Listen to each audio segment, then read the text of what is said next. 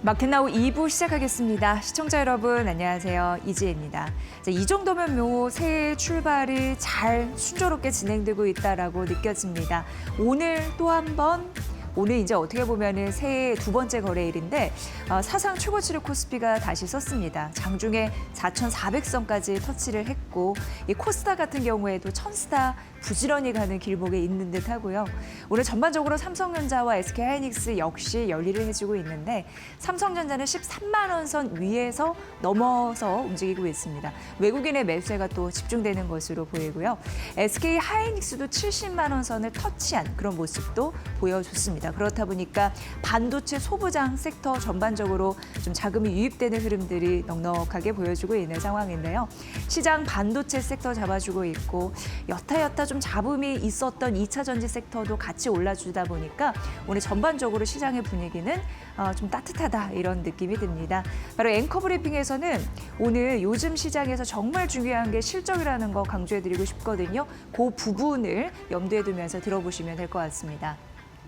오늘 시장은 반도체가 이 시장의 성격을 그대로 보여주고 있다라는 게 딱 맞을 것 같고요. 오늘 보면은 삼성전자와 SK하이닉스에 대해서 오늘 아침에 증권사에서 투자 전략을 제시했는데 신한투자증권, 흥국증권, 상상인증권이 삼성전자와 SK하이닉스의 목표 주가를 나란히 올리는 흐름들이 있었습니다. 그래서 신한투자는 17만 3천 원으로 올렸고 SK하이닉스는 86만 원으로 올렸고 오늘 아침에 나온 증권사의 투자 매력도에 대한 그 투자 가치에 대해서 언급을 했으니까 이 부분은 비교해 보시면 도움이 되실 것 같고요. 앞서서 시티 같은 경우에는 삼성전자를 17만 원에서 20만 원까지 목표 주가 상향 소식이 있었다라는 거 언급드렸고요. 번스타인 같은 경우에도 삼성전자, SK하이닉스뿐만 아니라 마이크론의 목표 주가를 상향하는 흐름들이 이미 있었으니 국내 증권사 같은 경우에도 지속적으로 하루가 다르게 오르는 흐름들이 나타나고 있습니다. 이번 주 굉장히 중요할 것 같습니다. 왜냐하면 삼성전자에서 4분기 잠정 실적을 발표하는데요. 여기서 영업이 과연 20조 원을 달성할 수 있을지 그 목표치 이런 부분을 좀 넘을 수 있을지 허들을 굉장히 관심 있게 바라보는 것 같습니다. 이렇게 된다면 기존 분기 최대 영업이익이라고 할 수 있겠죠. 17조 넘었던 2018년 3분기 이 허들을 넘는 거니까 굉장히 의미가 있다라고 보여지고요. AI 메모리 수요나 범용 메모리 가격이 오르고 있는 상황인데 이후에 앵커 브리핑에서 실적에서 굉장히 중요한 흐름들 가격 상승에 따른 얼마까지 우리가 눈높이를 높여야 되는지에 대해서 실적 스토리텔링을 쫙 준비를 했으니까 관심 있게 보시면 될 것 같고요. 오늘 슈퍼사이클 본궤도에 오른 당당한 삼성전자와 SK하이닉스 덕분에 오늘 장중에 4,400선 터치하지 않았나, 올라가지 않았나 이런 생각도 듭니다. 어쨌든 굉장히 중요한 핵심 축이라는 거 말씀드리면서 다음 넘어가 보도록 하겠습니다. 주말 굉장히 충격적인 이벤트 뉴스가 보도가 됐죠. 미국이 이제 베네수엘라 공습을 단행을 했고 마두로 대통령 체포에 대한 소식이 전해졌습니다. 이렇게 되면서 트럼프 대통령의 야심, 그러니까 결과적으로 베네수엘라와 가이아나 둘 다 겟했다, 얻었다라는 분석도 나오고 있습니다. 이거에 대해서 금융시장에 미치는 영향, 그리고 우리나라도 영향이 일부 있을 수 있다고 하니까 그 맥점을 잘 보시는 게 중요하실 것 같아서 준비를 해봤습니다. 일단 베네수엘라 원유 매장량의 세계 1위입니다. 사우디가 2위인데 근소한 차이로 앞섰더라고요. 그런데 생산량은 21위에 불과한 흐름들 나타납니다. 그러니까 베네수엘라에서 원유를 수출하는데 글로벌 원유 수출량이 1%도 안 됩니다. 굉장히 적은 생산량을 가지고 있다라는 점, 그런 부분 좀 보셔야 될 것 같고요. 일단 이렇게 되면서 트럼프 대통령은 베네수엘라의 석유 시장에 대해서 야심을 그대로 드러냈고 가이아나 같은 경우에는 베네수엘라와 가이아나의 그 뭐랄까요 리스크 분쟁 그런 부분이 뭐였냐면 최대 산유주인 에세퀴보 이런 부분이 있었는데 어쨌든 베네수엘라 이쪽에서 정리되다 보니까 쉽게 얘기해서 잠재적 위협이 완화되면서 이 둘 다 얻은 영향력을 확대했던 그런 흐름들이 좀 크게 어떻게 보면 시장에서 인식을 하고 있다 이렇게 보시면 될 것 같습니다. 그렇다면 왜 베네수엘라의 석유 시장에 접근을 하면서 이런 영향력을 확대하려고 하는 정치적 혹은 경제적 여러 가지 국제 외교적 야심이 있을까라고 생각을 해보면 트럼프 대통령은 이미 미국의 셰일 붐이 종료가 됐고 그리고 작년에 원유 생산도 피크였다라는 걸 인식하고 있다. 이렇게 얘기를 하고 있습니다. 대표적인 미국의 메이저 업체라고 할 수 있겠죠. 석유, 엑슨모빌과 쉐브론 같은 경우에도 이거를 이제 아는 듯이 미리 이게 흐름이 가고 있어요. 왜냐하면 자국 투자 같은 경우에는 이제 인수합병을 제한하고 새롭게 신규 유전 개발 같은 경우에는 다른 나라로 눈을 이미 돌렸거든요. 그 대표적인 게 가이아나이겠고 나미비아, 수리남 이쪽으로 이미 좀 눈을 돌리고 있기 때문에 이러한 인식은 하고 있었다. 그래서 굉장히 어떻게 보면은 발빠른 전략, 외교 전략, 자원국으로서의 개발 의지 이런 부분을 표명하지 않았나 이런 생각을 합니다. 실제적으로 트럼프 대통령이 엑슨모빌과 쉐브론에 힘을 실어주고 있는 게 보여요. 쉐브론 같은 경우에는 베네수엘라의 핵심 어떻게 보면 원유 생산 업체라고 볼 수 있고 가이아나 같은 경우에도 엑슨모빌, 쉐브론이 주요 핵심 플레이어로 기업으로 자리 잡고 있는 바 엑슨모빌 같은 경우에는 52주 신고가를 기록한 흐름들 나타났는데요. 이런 흐름들로 이후에 좀 말씀드리겠지만 미국 대형 석유 업체도 굉장히 긍정적인 효과를 가져다 줄 수 있는 수익성의 측면에서 이런 부분도 잘 보셔야 될 것 같습니다. 일단 전반적으로 단기 유가, 그러니까 유가의 영향을 보면 단기적인 영향력은 좀 제한적일 것이다. 이런 흐름들 나타나고 있는데요.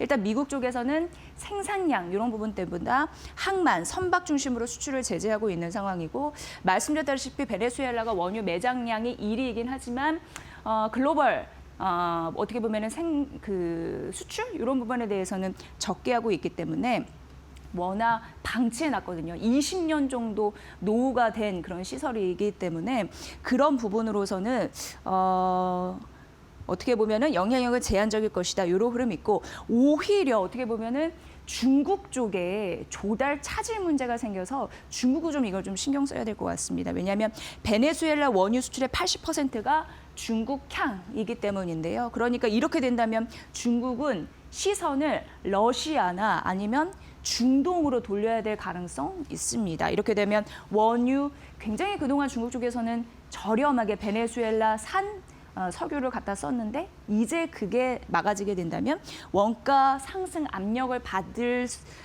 가능성이 농후해지면서 러시아, 중동상 그런 부분으로 이제 시선을 전환해야 된다. 이런 얘기 나오고 있는데요. 이게 글로벌 국제 정세를 어떻게 또 변화시킬지 굉장히 중요한 포인트니까 보시면 될 것 같고요. 그럼 이제 다음 페이지에서 우리나라의 떡고물이 좀 떨어질 수 있을까 쉽게 얘기해서 이런 흐름을 좀 봐드리도록 하겠습니다. 앞서서 미국 정유사 같은 경우에는 수익성이 큰 폭으로 개선될 가능성이 있다. 미국은 아메리카 퍼스트입니다. 그렇기 때문에 자국의 이익을 위해서는 무엇이든지 하는 현재의 행보를 봐도 알 수가 있는데 그러니까 트럼프 대통령이 미국 정유사를 팍팍 밀어주고 있는 와중에서 이런 건 뭐 말 안 해도 아실 것 같고요. 우리나라는 왜 영향이 있을까? 아시아의 시장으로 눈으로 보면은 답이 나오는데요. 일단 중동 OSP가 하락하면 아시아 원유 가격의 부담이 완화된다라는 얘기가 나오고 있는데 예를 들어서 지금 중동 같은 경우에는 지금 미국 쪽에서 중동 거 안 쓰고 베네수엘라산 이런 부분을 전략적으로 얻었기 때문에 그쪽으로는 수출을 많이 못합니다. 그러면 중동 같은 경우에는 미국 향이 줄어드니까 아시아에 조금 더 공급하려고 하는 그런 상황이 나올 수 있잖아요. 그렇게 된다면 우리나라 입장에서는 선택지가 많아진다. 쉽게 얘기해서 이렇게 생각하시면 되겠습니다. 그리고 캐나다 중질 원유라고 해서 중질 원유 같은 경우에는 좀 저렴한데 무거운 그러니까 어떻게 보면은 좀 싼 건데 그걸 이제 사다 정제를 잘 해서 잘 갖다 파는 그런 거를 보시면 되는데 중질 원유 같은 경우에는 지금 현재 아시아 수출이 급증하고 있거든요. 근데 아시아에 캐나다 중질 원유도 들어올 가능성이 굉장히 크고 급증하고 있는 상황인데 중동 것까지 온다? 이렇게 되면은 아시아 시장 입장에서 그리고 정유사 입장에서는 조달에 대한 선택지가 굉장히 넓어진다라는 부분에서 우리 같은 경우에는 원가 절감 효과가 극대화될 가능성 이런 부분을 좀 보셔야 된다라는 점으로 말씀드리겠습니다. 그래서 어부지리로 먹을 것이 있느냐 이렇게 좀 제목을 써봤고요. 트럼프 석유 시장의 야심, 금융 시장에 어떤 영향을 미칠까 한 번에 쭉 정리를 해드리겠습니다. 앞서서 말씀드린 대로 베네수엘라의 영향은 제한적이다. 왜냐하면 글로벌 원유 공급, 매장량은 1위지만 공급 같은 경우에는 글로벌 시장의 한 0.7%밖에 차지하지 않았기 때문에 영향은 제한적인데 그리고 또 공급 과잉 이슈가 있기 때문에 충격은 어느 정도 완화가 되면서 결국 영향은 이벤트성 뉴스로 끝날 가능성 이런 부분에 대해서 언급이 됐습니다. 국제유가, 주식시장, 금, 달러 이런 부분 보셔야 되는데요. 국제유가 같은 경우에는 어쨌든 이러한 소란이 일어났기 때문에 지정학적 리스크가 있는 거고 5에서 10% 단기적으로 봤을 때 상승 압력을 있을 수 있음을 말씀드립니다. 하지만 충격은 완화가 될 것이다라는 요 연결고리는 좀 보셔야 될 것 같고요. 주식시장 같은 경우에도 단기적으로 변동성이 있을 가능성은 있습니다. 하지만 이러한 이슈는 지정학적 리스크는 경험적으로 봤을 때 빠졌을 때 기회였다라는 흐름들이 나타나고 있는데요. 할인율이 높아지면서 투자 심리가 위축되는 국면이 있을 수 있는데 그럴 때 지수가 한 5에서 10% 조정 가능하지만 결국은 경험적으로 이렇게 빠졌을 때는 기회였다라는 점 말씀드립니다. 금 같은 경우에는 지정학적 리스크로 소란스러울 때 안전자산으로의 역할을 또 톡톡히 할 수 있는 매력이 있는데요. 그래서 단기적으로 온스당 4,500달러 돌파가 가능하다라는 거고 글로벌 경기의 급랭, 글로벌 경기가 갑자기 확 식는 게 없다면 과도한 랠리는 제한될 것이다. 이런 흐름 나타나고 있습니다. 달러 같은 경우에는 단기적으로는 강세가 될 가능성이 있습니다. 왜냐하면 불확실성이 확대가 되면서 안전통화의 역할을 하잖아요. 그래서 수요가 좀 늘 가능성은 있습니다만 군사비 부담도 있고요. 외교적인 마찰도 있습니다. 베네수엘라의 인프라 자원 이런 부분을 투자를 하겠다라는 흐름 나타나지만 사실상 낙후된 시설 굉장히 돈 많이 들여야 되고요. 시간도 많이 써야 됩니다. 그래서 난관이 좀 높다라고 분석이 되기도 하죠. 그래서 중기 달러 약세 흐름이 나타날 수 있고 달러 약세라고 해서 한 가지 더 말씀드리면 연준 쪽에서 추가 금리 인하에 대한 기대 이런 부분을 좀 더 받쳐줬을 때 이런 흐름 나타날 수 있으니까 보시면 될 것 같습니다. 지정학적 충격 이후에 S&P 500 지수 같은 경우에는 1년 내 평균 9.5% 올랐다고 합니다. 그래서 과도한 패닉이 있을 때 갖다 파는 거 그런 부분은 하지 않아도 된다라는 게 중론인 것 같고요. 어쨌든 이 베네수엘라 이슈에 관련해서 앞으로 트럼프 대통령도 그렇고 정권 이양이 핵심 변수다라고 얘기를 했잖아요. 이 이슈는 지속적으로 잘 관찰해 보시면 될 것 같습니다. 또 금융시장에 미치는 영향이 혹시 이후에 나오면 점검을 해드리도록 하겠습니다. 네, 현재 시간 한 12분 정도 지나고 있는데요. 시황 상황 듣고 나서 앵커 브리핑 이어가겠습니다. 김윤주 캐스터 전해주세요. 네, 오늘도 우리 시장은 연초 랠리를 펼치고 있습니다. 코스피가 4,420포인트까지 고점을 높이면서 전장에 이어서 오늘도 급등하는 모습을 나타내고 있는데요. 코스피가 그래도 지금 현재 시간 기준으로는 4,400선을 조금은 밑돌고 있지만 여전히 좋은 모습을 보이고 있습니다. 오늘 코스닥보다 코스피의 상승 탄력이 훨씬 더 강한 장세가 펼쳐지고 있는데 트레이딩 뷰를 통해서 자세한 업종별 흐름 짚어보도록 하겠습니다. 오늘 반도체의 장세가 연일 이어지고 있습니다. 삼성전자가 5% 넘게 튀어오르면서 13만 전자에 안착했고요. SK하이닉스는 오늘 장중에 70만 원 선까지 고점을 높였는데 현재 시간 기준으로는 오름폭을 많이 줄였습니다. 1.62%가량 오르고 있습니다.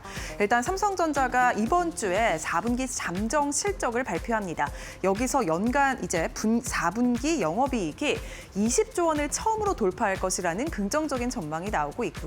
이러한 전망들이 쌓이면서 지금 삼성전자의 주가를 크게 밀어 올리고 있는 상황입니다. 그리고 오늘 반도체 소부장 그 안에서도 한미 반도체의 상승이 굉장히 강합니다. 현재 시간 기준으로 9.48%가량 급등하면서 계속해서 장 초반부터 지금까지 9%에서 10%가량의 강세 탄력이 붙고 있고요. 반도체 상승과 함께 장비주 그리고 이 기판주들도 장 초반 함께 올라줬는데 현재 시간 기준으로 기판주들은 지금 하락으로 전환된 종목들이 꽤 많이 보입니다. 삼성전기 1.85%가량 하락하고 있고요. 이수페타시스는 상승에서 하락으로 전환 4.69% 넘게 강하게 빠지고 있는 모습 보여주고 있습니다. 오늘 AI 밸류체인 안에서 원전주들이 정말 좋은데요. 두산 에너빌리티가 오랜만에 8만 원 선 돌파에 성공했습니다. 지금 9.57%가량 오르면서 계속해서 오름폭을 키워나가고 있는 상황이고요. 오늘 2차 전지가 오랜만에 반등에 성공했다라는 점도 긍정적입니다. LG 에너지 솔루션 1.6 0.06%가량 상승, 삼성 SDI도 3% 넘게 오르고 있습니다. 그리고 오늘 방산주들이 흐름에 굉장히 좋습니다. 지금 한화 에어로스페이스 4% 넘게 튀어오르고 있고 한국항공우주, LRG 넥스원까지 약 3%가량 함께 올라주고 있습니다. 일단 지금 트럼프 대통령의 이 베네수엘라 마두로 대통령 체포 그리고 전반적으로 지정학적 리스크가 시장에 커졌다라는 분석이 나오고 있고 이에 따라 방산주들의 주가가 오늘 함께 움직이면서 동반 강세를 나타내고 있습니다. 오늘 그리고 자동차 그리고 로봇 관련된 종목들이 코스피 시장 안에서 좀 눈에 띄는데 CS2016이 이제 얼마 남지 않았습니다. 내일이면 개최가 되는데요.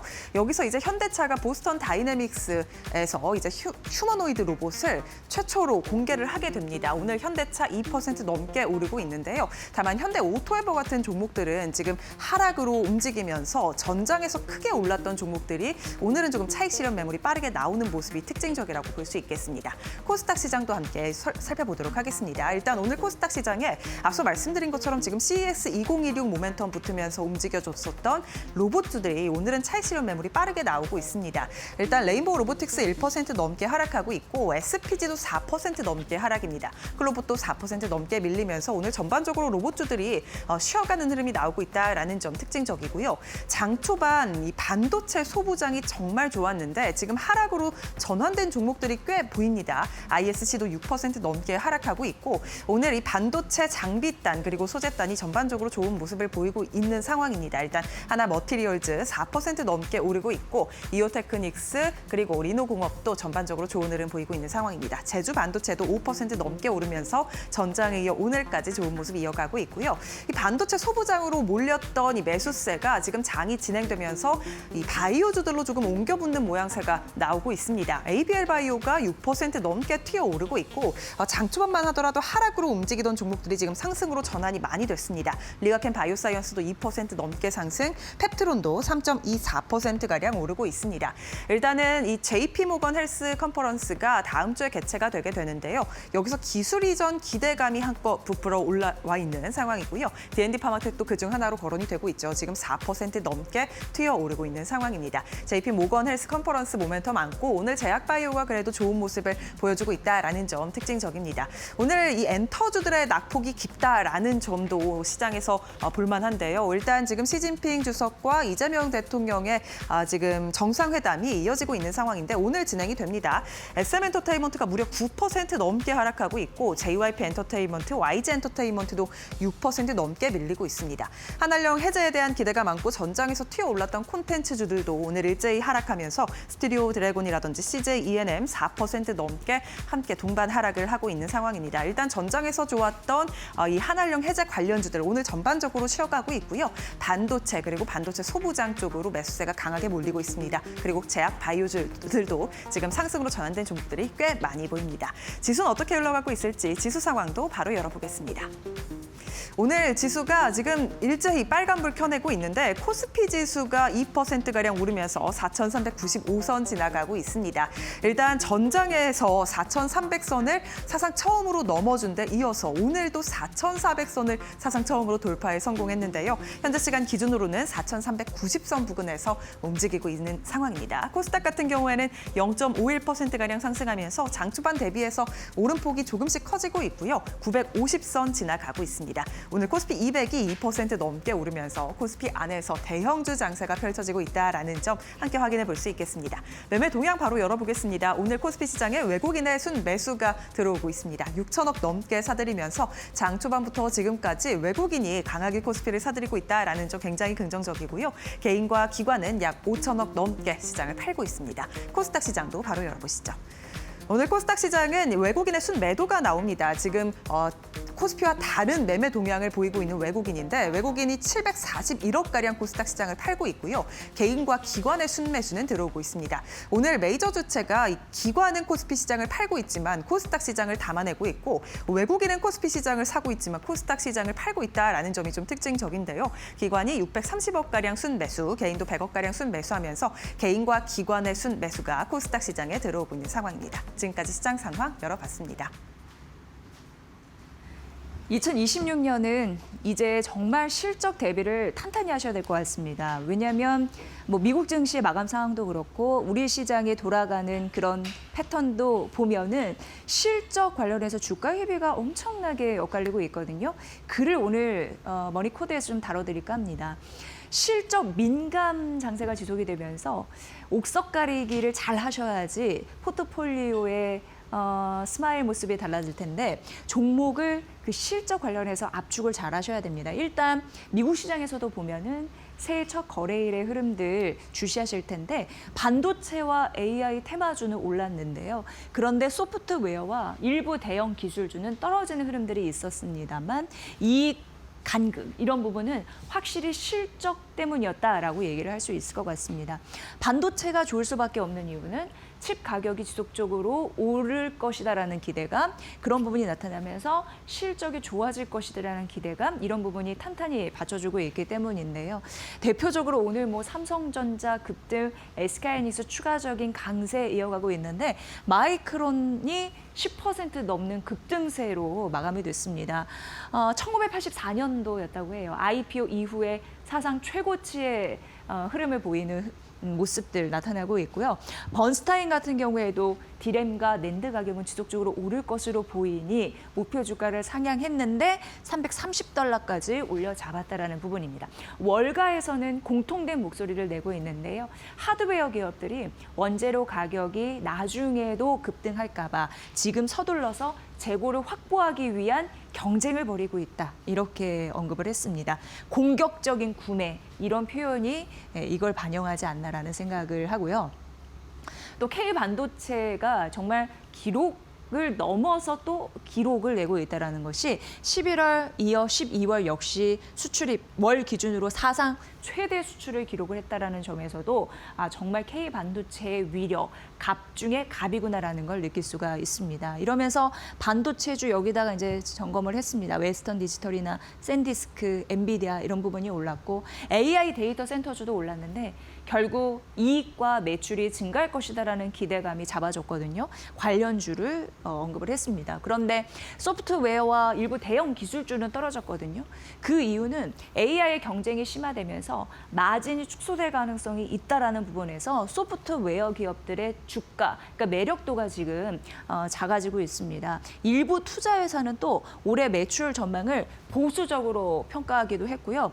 중요한 게 옵션 시장 같은 경우에는 소프트웨어 기업을 두고 풋옵션 같은 경우에는 이제 옵션은 권리인데 떨어질 것에 베팅을 하는 거잖아요. 그 거래가 이제 급증되고 있고 이후에 조금 더 말씀드리겠지만 알고리즘, 컴퓨터 이런 부분으로 이제 자동적으로 매매하는 거라고 쉽게 보시면 되는데 매도도 유입되면서 수급적인 부담이 소프트웨어 기업들의 주가를 쪼그라뜨리고 있는 흐름들이 나타나고 있습니다. 대표적으로 마이크로소프트 앞서서는 마이크론이 10% 급등했다고 했는데 마이크로소프트는 2% 떨어지고 있는데요. 모건 스탠리의 대형 소프트웨어 최선호 종목이긴 하지만 지금 시장 수급 같은 경우에 소프트웨어에서 반도체, 대표적으로 마이크론, 삼성전자, SK하이닉스 이런 부분 되겠습니다. 반도체로 이동을 하고 있고 그래서 투자를 확대하는데 수익성에는 항상 의문인 기업들 이런 부분은 확실히 조심할 필요가 있다라는 걸 고스란히 보여지지 않았나라는 생각을 하고요. 다음 페이지에서는 굉장히 중요한 포인트를 점검해 드리겠습니다. 최근 오늘 뭐 삼성전자가 그리고 SK하이닉스가 오르는 이유도 이쪽에 대한 심리가 있지 않나라는 생각이 드는데 여기 쓰여진 이런 부분이 결국 수많은 글로벌 시장에 참가하는 투자자들이 결국 반도체 기업들의 주가가 오를 것이다라는 거에 현재 베팅을 하고 있다라는 단적인 예를 여기서 설명을 해드리겠습니다. 옵션 시장 굉장히 어렵죠. 그런데 결과적으로 봤을 때 반도체 콜옵션 매수가 급증하고 있다고 합니다. 그러니까 이 얘기인즉슨 콜옵션은 권리인데 반도체 주가가 뛸 것에 베팅을 한다라고 보시면 될 것 같고요. 결과적으로 매수가 급증한다는 거 수급 효과가 붙어주니까 반도체 주가 오른다는 겁니다. 그리고 굉장히 중요한 게 OTM 콜옵션 매수가 급증하고 있다고 합니다. 그런데 아웃 오브 더 머니라고 보시면 되는데 외 가격 콜 옵션이라고도 하거든요. 이 얘기인즉슨 아주 쉽게 하면 지금은 수익권에 다다르지 않은 값싼 가격이지만 결국은 크게 베팅해서 크게 먹는다라고 보시면 됩니다. 정말 반도체 주가가 이렇게 뛸 것이다라고 예상하고 과감하게 콜옵션의 매수에 돈을 베팅하는 흐름들, 이런 흐름들이 급증하고 있다라고 합니다. 그러니까 사사롭게 작게 먹는 게 아니라 크게 갈 거니까 크게 한번 베팅해 보겠다. 강하게 주가가 뛰어오를 것이다라고 확신하는 투자자가 할 수 있는 하나의 옵션 그 권리라고 보시면 되는데 그 OTM 콜옵션 매수가 현재 급증을 하고 있다라는 것도 방증할 수 있는 굉장히 중요한 예가 아닐까 싶습니다. 그래서 이러한 흐름들을 봤을 때 반도체 주, 특히 이제 메모리 관련 주가 포함이 되겠는데 실적 시즌까지 주가가 오를 것이다. 이 기대 심리가 고스란히 반영돼 있구나. 이렇게 시장 전문가들은 판단하는 듯 했습니다.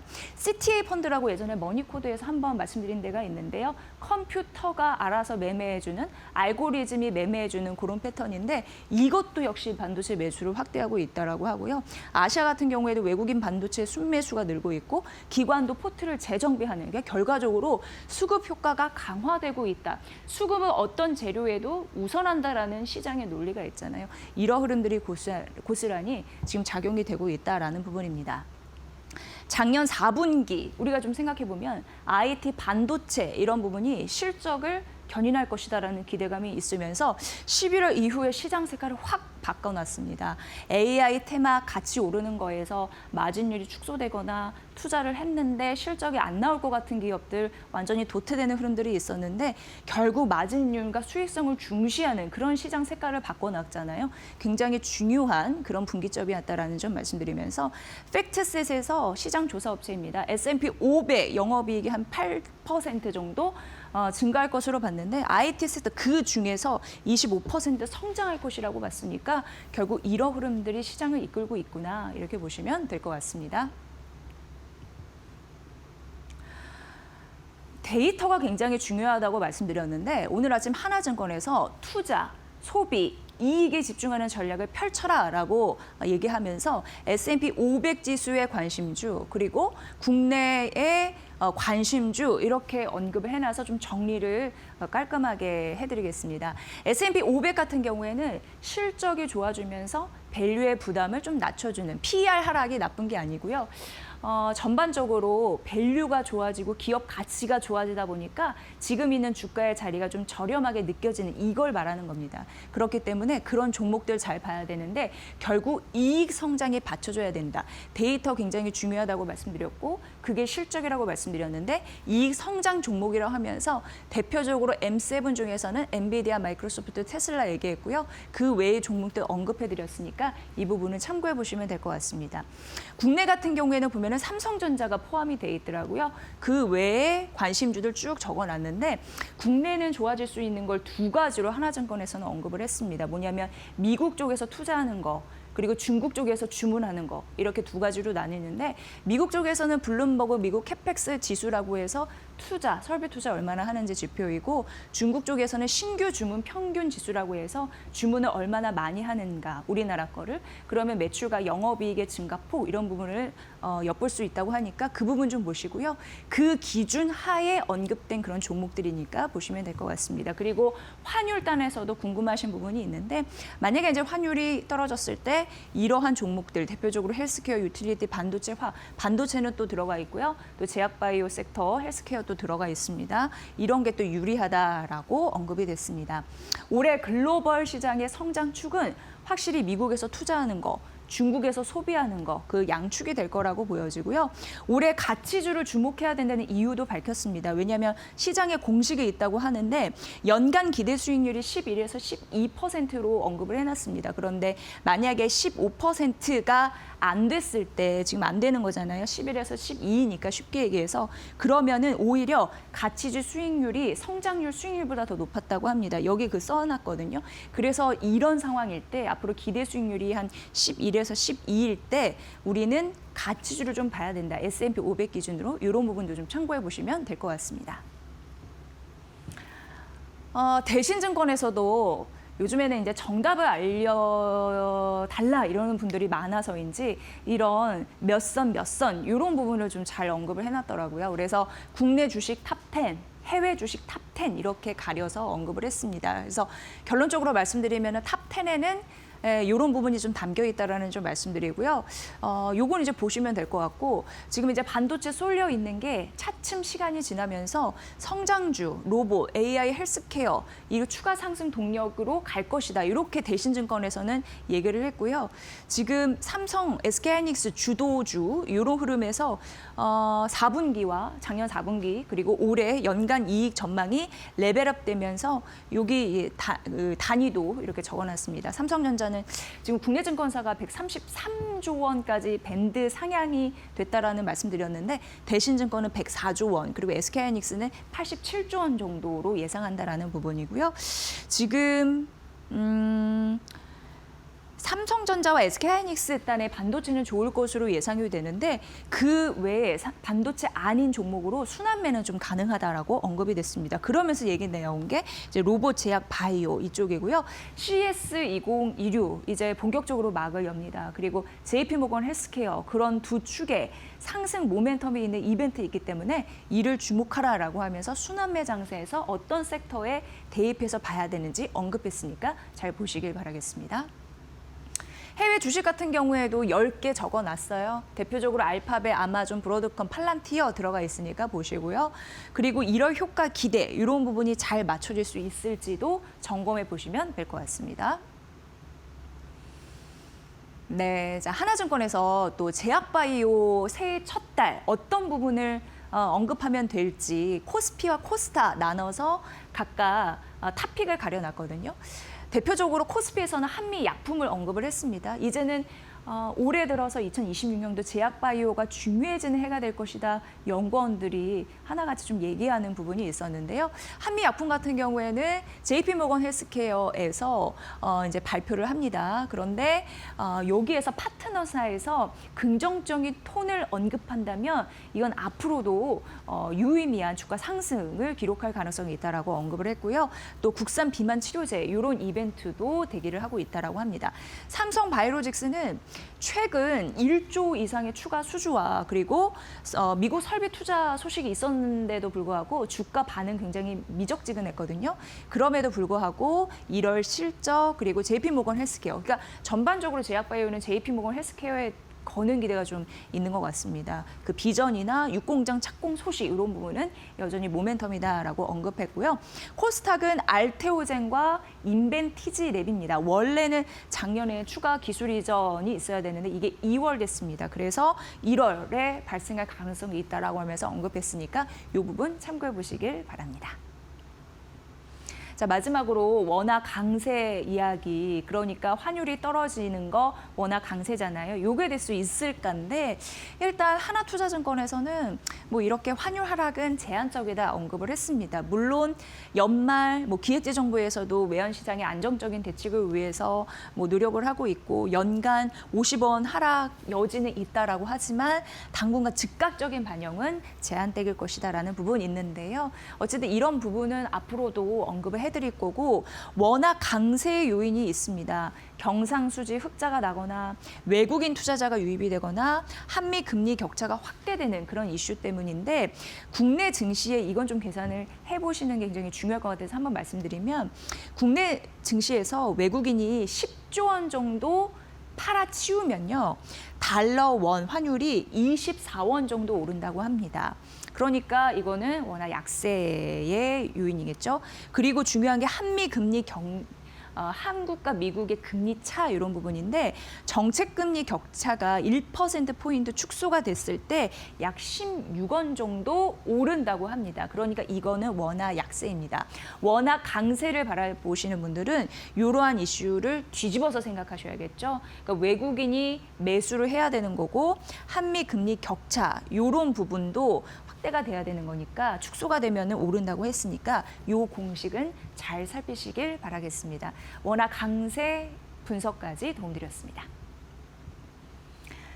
네, 오늘 본격적인 어떻게 보면 새해 출발하는 장이라고 볼 수 있는데 오늘 대형주 상승의 장, 또 코스닥도 이어서 가고 있습니다. 오늘 시장 어떻게 이해를 해야 될지 2대1리 온 김태훈 파트너 연결해서 알아보도록 하겠습니다. 파트너님 반갑습니다. 네, 안녕하세요. 네, 새해 복 많이 받으세요. 네, 고맙습니다.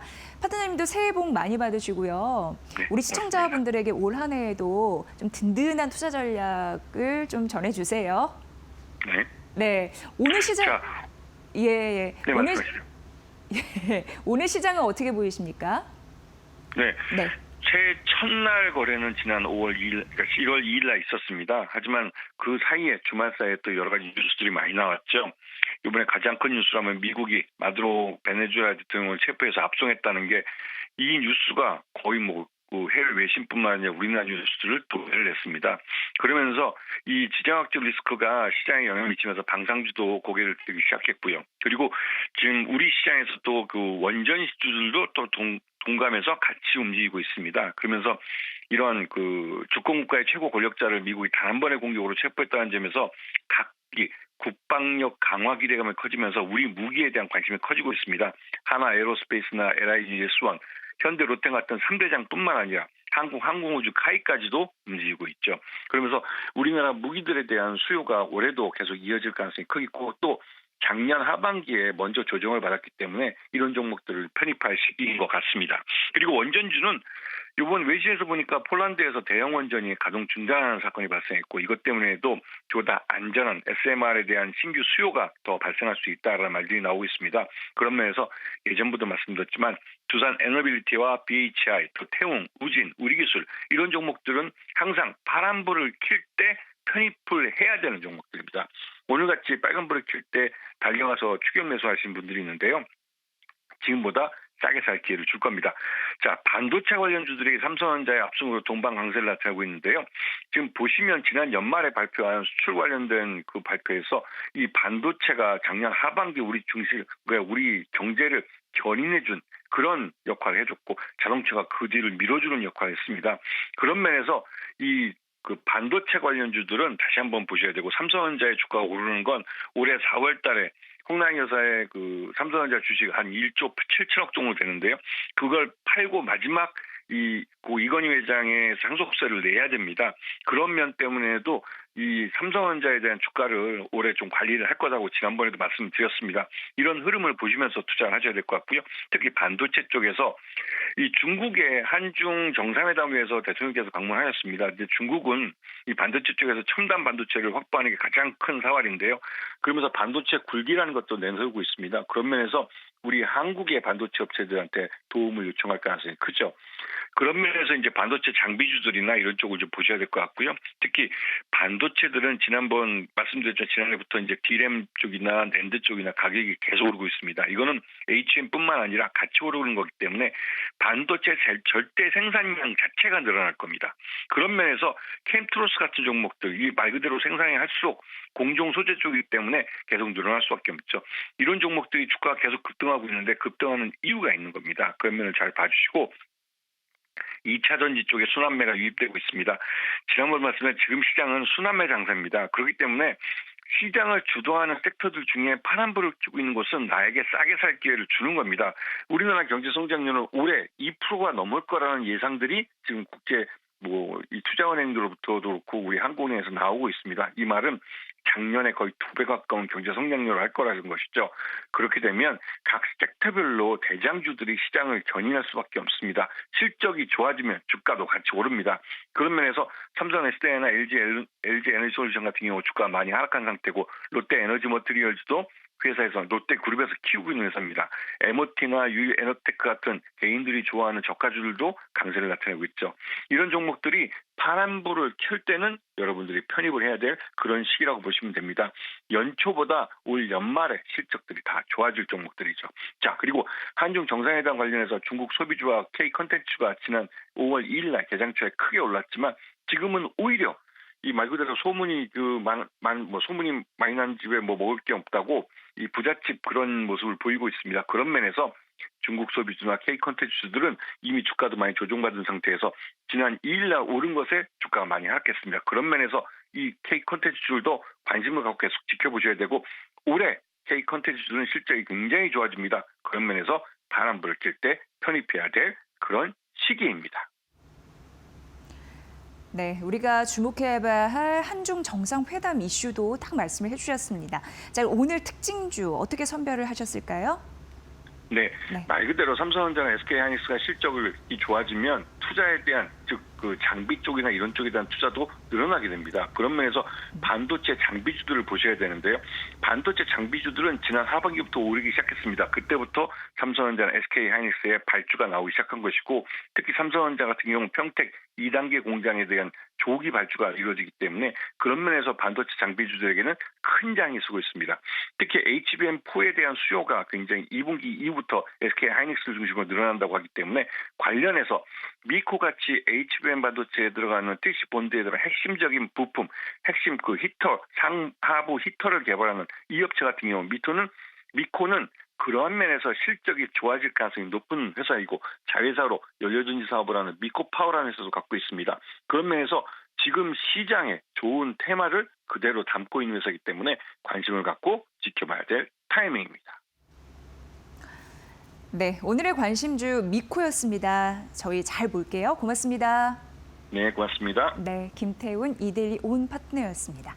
자, 여러분 오늘 새해 첫 그런 출발선에서 K조선에 대한 전략 많이 궁금하실 것 같아서 저희가 준비했습니다. 채널 고정해 주시고요. 잠시만 기다려 주세요.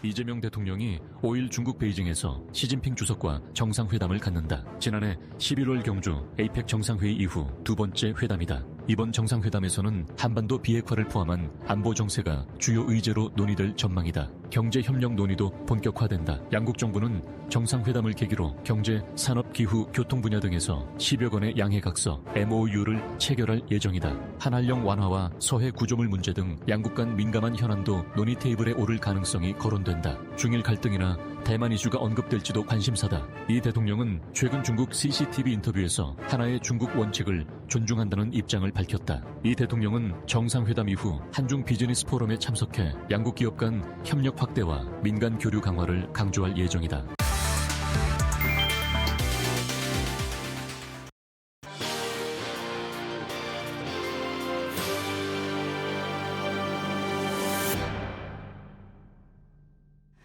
K조선 전략 세워드립니다. 올 한해 정말 슈퍼사이클의 효과를 또 톡톡히 보고 싶은 그런 마음이 간절하신 분들 좀 상당한 걸로 알고 있는데요. 조선주 탑픽은 무엇일지 알려드릴게요. 자, 오늘 엄경화 신영증권 연구위원 모셨습니다. 어서 오세요, 위원님. 안녕하세요. 네, 새해 복 많이 받으시고요. 많이 받으십시오. 네, K조선 또 보유하신 분들, 앞으로 보유하실 분들, 투자자분들을 위해서 좋은 전략 잘 부탁드리겠습니다. 네네. 일단 K조선사들 전반적으로 일감은 두둑하게 확보하지 않았나? 이런 생각 드는데 실제로는 어떻게 현황이 되는지 궁금한데요. 예. 저희가 2025년에 수주하는 것들의 계약 종료 시기를 보면 네. 보통 28년 말에서 29년 정도에 인도하는 것으로 나타나고 있습니다. 그래서 지금 국내 조선 업체들 같은 경우는 한 만 3년 정도의 수주 잔고를 여전히 보유하고 있는 것으로 확인이 되고 있는 상황입니다. 예. 그러니까 어떻게 보면은 한 3년 정도 쭉 네네. 증가하는 흐름들이 나타났다라는 부분이고 K조선 수출액 같은 경우는 300억 달러인가? 예, 그런 부분을 이제 돌파했다라는 소식도 있었는데 긍정적인 일감 이런 부분 앞으로도 더 많아질 수 있을지 기대가 됩니다. 이후에 이제 제값을 잘 받아내는가도 중요하잖아요. 사실 네네. 선가 이런 부분에 대해서는 어떻게 보십니까? 저희가 선박 가격 지수가 2024년 10월까지 오르고 25년 내내는 좀 빠져서 가격이 좀 불합리한 정도의 수준이 아닌가라고 걱정을 좀 하실 수가 있는데요. 네. 저희가 선박에 대한 수주 계약을 할 때 가격에 대한 협상력이 선주에서 조선소를 조금 넘어오는 분기점을 한 2.5년 정도로 보통 이야기를 합니다. 제가 아까 말씀드렸지만 이미 3년 정도를 가지고 있는 상황이기 때문에 수주 잔고가 좀 모자라서 저희가 굳이 덤핑 수주를 해야 된다거나 이러한 수준은 아니었다라고 볼 수가 있고요. 2025년 같은 경우는 사실 원달러 환율이 워낙 높은 수준이었어서 국내 조선 업체들 기준으로 수주 금액 자체가 사실 어떻게 보면 원화 기준으로는 지속적으로 상승세를 좀 보였다라고도 볼 수 있을 만한 상황이었던 거로 파악이 되고 있습니다. 그러니까 어떻게 보면 가격 결정력이 이제 조선소에 있다라는 네네. 부분으로 보시면 될 것 같고요. 그럼 앞으로 신조선 발주가 이어질지 굉장히 궁금해요. 최근 또 관련 리포트를 내셨잖아요. 그래서 의미 있게 봤는데 좀 시청자분들에게 쉽게 좀 설명 부탁드리겠습니다. 예. 저희가 21년 이후부터 지금 매년 전 세계 조선 업체 캐파보다 더 많은 양의 수주가 지금 나오고 있는 상황인데요. 2025년이 어떻게 보면 가장 가뭄이었던 해라고 보시면 될 것 같습니다. 전 선종을 통틀어서 저희가 발주가 조금 많이 나왔다라고 인식될 만한 선종이 컨테이너선 하나밖에 없었던 상황이었었거든요. 근데 2026년 같은 경우는 일단 기존의 컨테이너선에 대한 교체 수요는 여전히 지속이 되고 있는 상황이고 2025년에 이제 미국에서 LNG 관련 신규 수출 프로젝트들에 대한 승인이 이루어진 상황이기 때문에 그 프로젝트에 투입될 선박들이 발주가 되어야 되는 부분이 있어서 국내 조선 업체들이 수주를 많이 하는 이제 고부가 가치선이라고 얘기하는 영역이 일단 25년보다 더 나은 수주를 보일 것 같고요. 나머지 다른 이제 좀 개체수가 굉장히 많지만 국내 업체들에게 영역에는 별로 해당이 되지 않는다라고 생각하실 수가 있는데 실질적으로 전체적인 발주가 많이 나와서 경쟁 국가의 조선 업체들의 수주 슬롯이 많이 차는 것이 국내 업체들에게 크게 나쁠 것이 없습니다. 왜냐하면 저희가 가격을 더 높일 수 있는 핑계가 되기 때문에요. 그래서 26년은 오히려 수주 환경에 있어서는 훨씬 더 작년보다 조금 유한 한 해가 될 것이다라고 볼 수 있을 만한 상황입니다. 사실 올해도 글로벌 경기에 대한 변수가 좀 다양한데 그럼에도 불구하고 수주 환경은 나쁘지 않고 오히려 좋을 수 있다라는 데에 점수를 좀 주시는 거네요. 예. 예.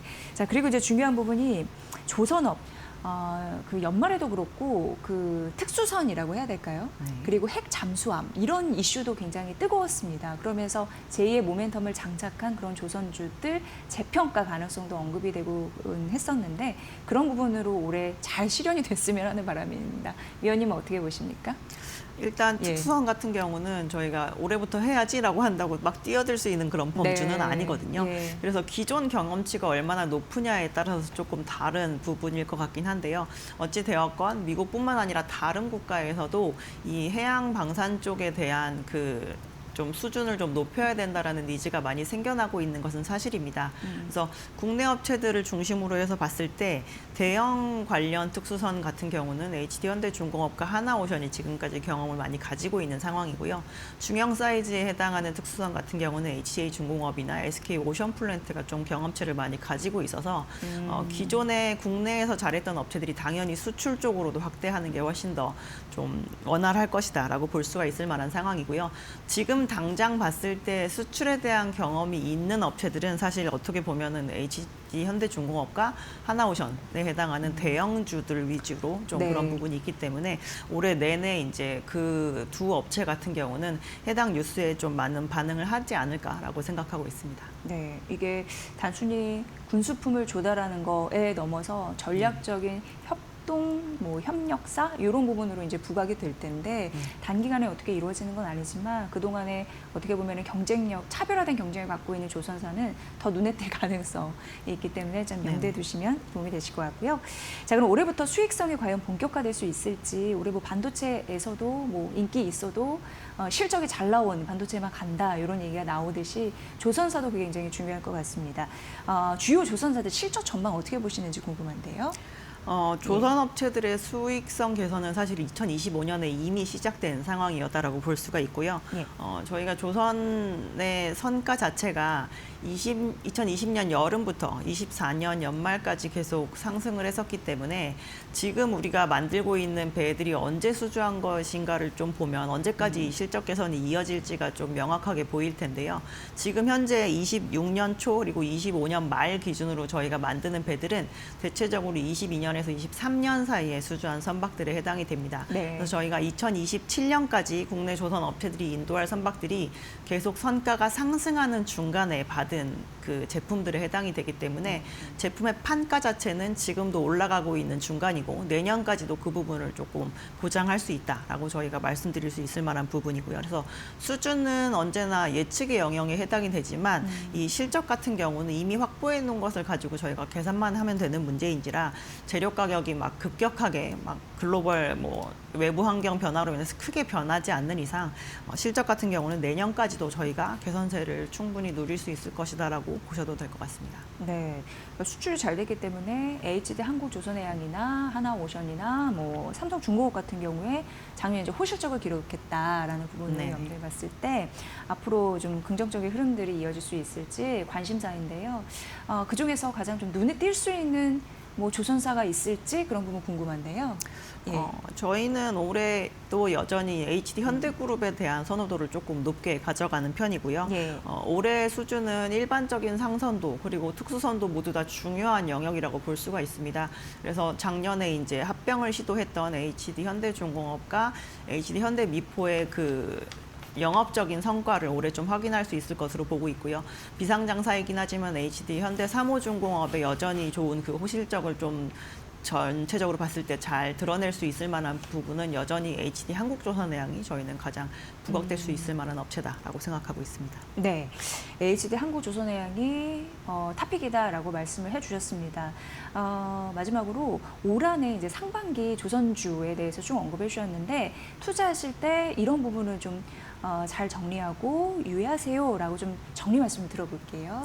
예. 다행히 저희 연말부터 조금 네. 잘 쉬어가지고 네. 제가 요즘에 오히려 조선주 2026년에도 괜찮을까요?라고 이제 질문을 주시면 조금 편해진 상황인데요.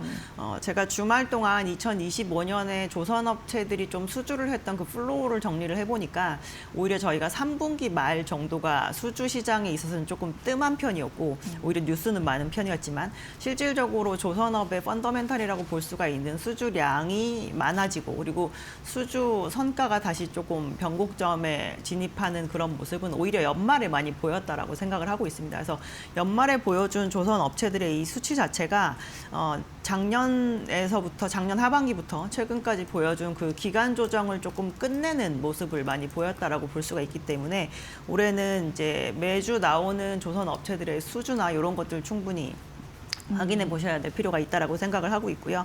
그리고 지금까지 저희가 전혀 한 번도 진입을 해보지 못했던 해외 대형 국가의 이제 수출 방산에 대한 부분에 이 수주가 이루어지는 구체적인 한 해가 되지 않을까라고 생각을 하고 있습니다. 그래서 저희가 새로운 영역의 수주를 시작을 하면 그 부분의 시장 사이즈가 얼마나 될지를 이제 수주를 보면서 저희가 가늠해 볼 수가 있는데 그 부분을 구체화하는 과정에서 이제 그게 주가로 실현이 되는 그 재평가 과정도 충분히 저희는 누려보셨으면 좋겠다라고 생각을 하고 있고요.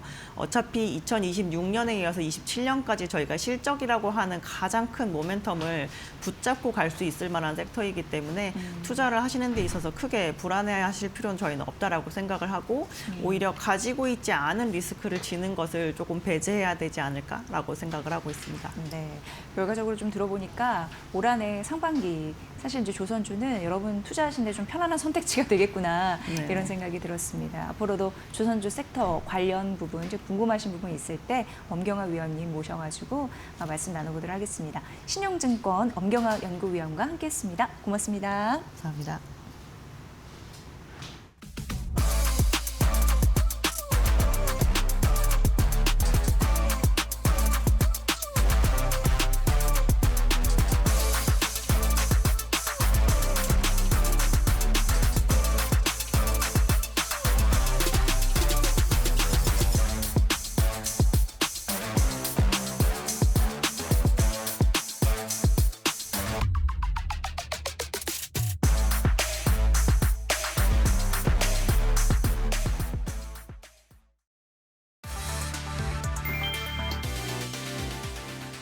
미군의 니콜라스 마두로 베네수엘라 대통령 체포 작전 이후 현지에서 대규모 인명 피해가 발생했다는 주장이 나왔다. 베네수엘라 국방장관은 마두로 대통령의 경호팀 대부분이 살해됐다며 미국을 규탄했고 현지 당국은 사망자가 경호 인력과 민간인을 포함해 80명에 달한다고 밝혔다. 미군은 수도 카라카스 등 주요 지역을 공습한 뒤 특수부대 델타포스가 마두로 대통령 부부를 체포해 뉴욕으로 압송했다. 트럼프 대통령은 미군 사상자는 없었다며 마두로를 지키던 쿠바인들이 많이 희생됐다고 했다. 그는 하루 전 로드리게스 부통령을 협력 대상으로 언급했지만 다음 날에는 옳은 일을 하지 않으면 마두로보다 큰 대가를 치를 것이라며 강경한 경고로 입장을 바꿨다. 이어 트럼프는 베네수엘라가 마지막 개입지가 아닐 수 있다며 그린란드는 방어를 위해 절대적으로 필요하다고 말했다. 그는 나토 회원국 덴마크의 자치령인 그린란드가 러시아와 중국 선박들에 둘러싸여 있다고 했다.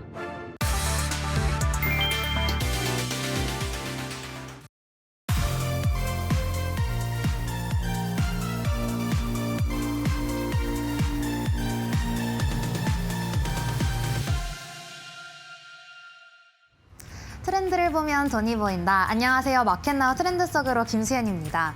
여러분, 혹시 요즘 사람들 뭐 하고 노는 게 유행인지 혹시 아시나요?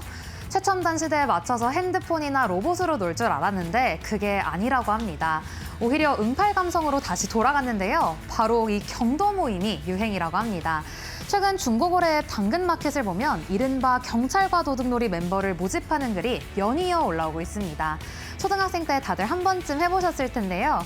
이 놀이가 이제는 세대를 넘어 확산되면서 이제는 하나의 놀이 문화처럼 자리 잡고 있는 분위기라고 합니다.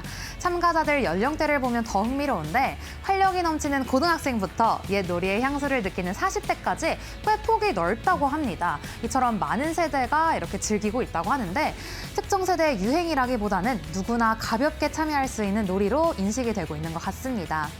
그렇다면 모임은 어디서 이뤄질까요? 모임은 주로 서울숲이나 한강공원 그리고 대학 개방 운동장 같은 곳에서 열리는데 이 모임 규모도 빠르게 커지고 있다고 합니다.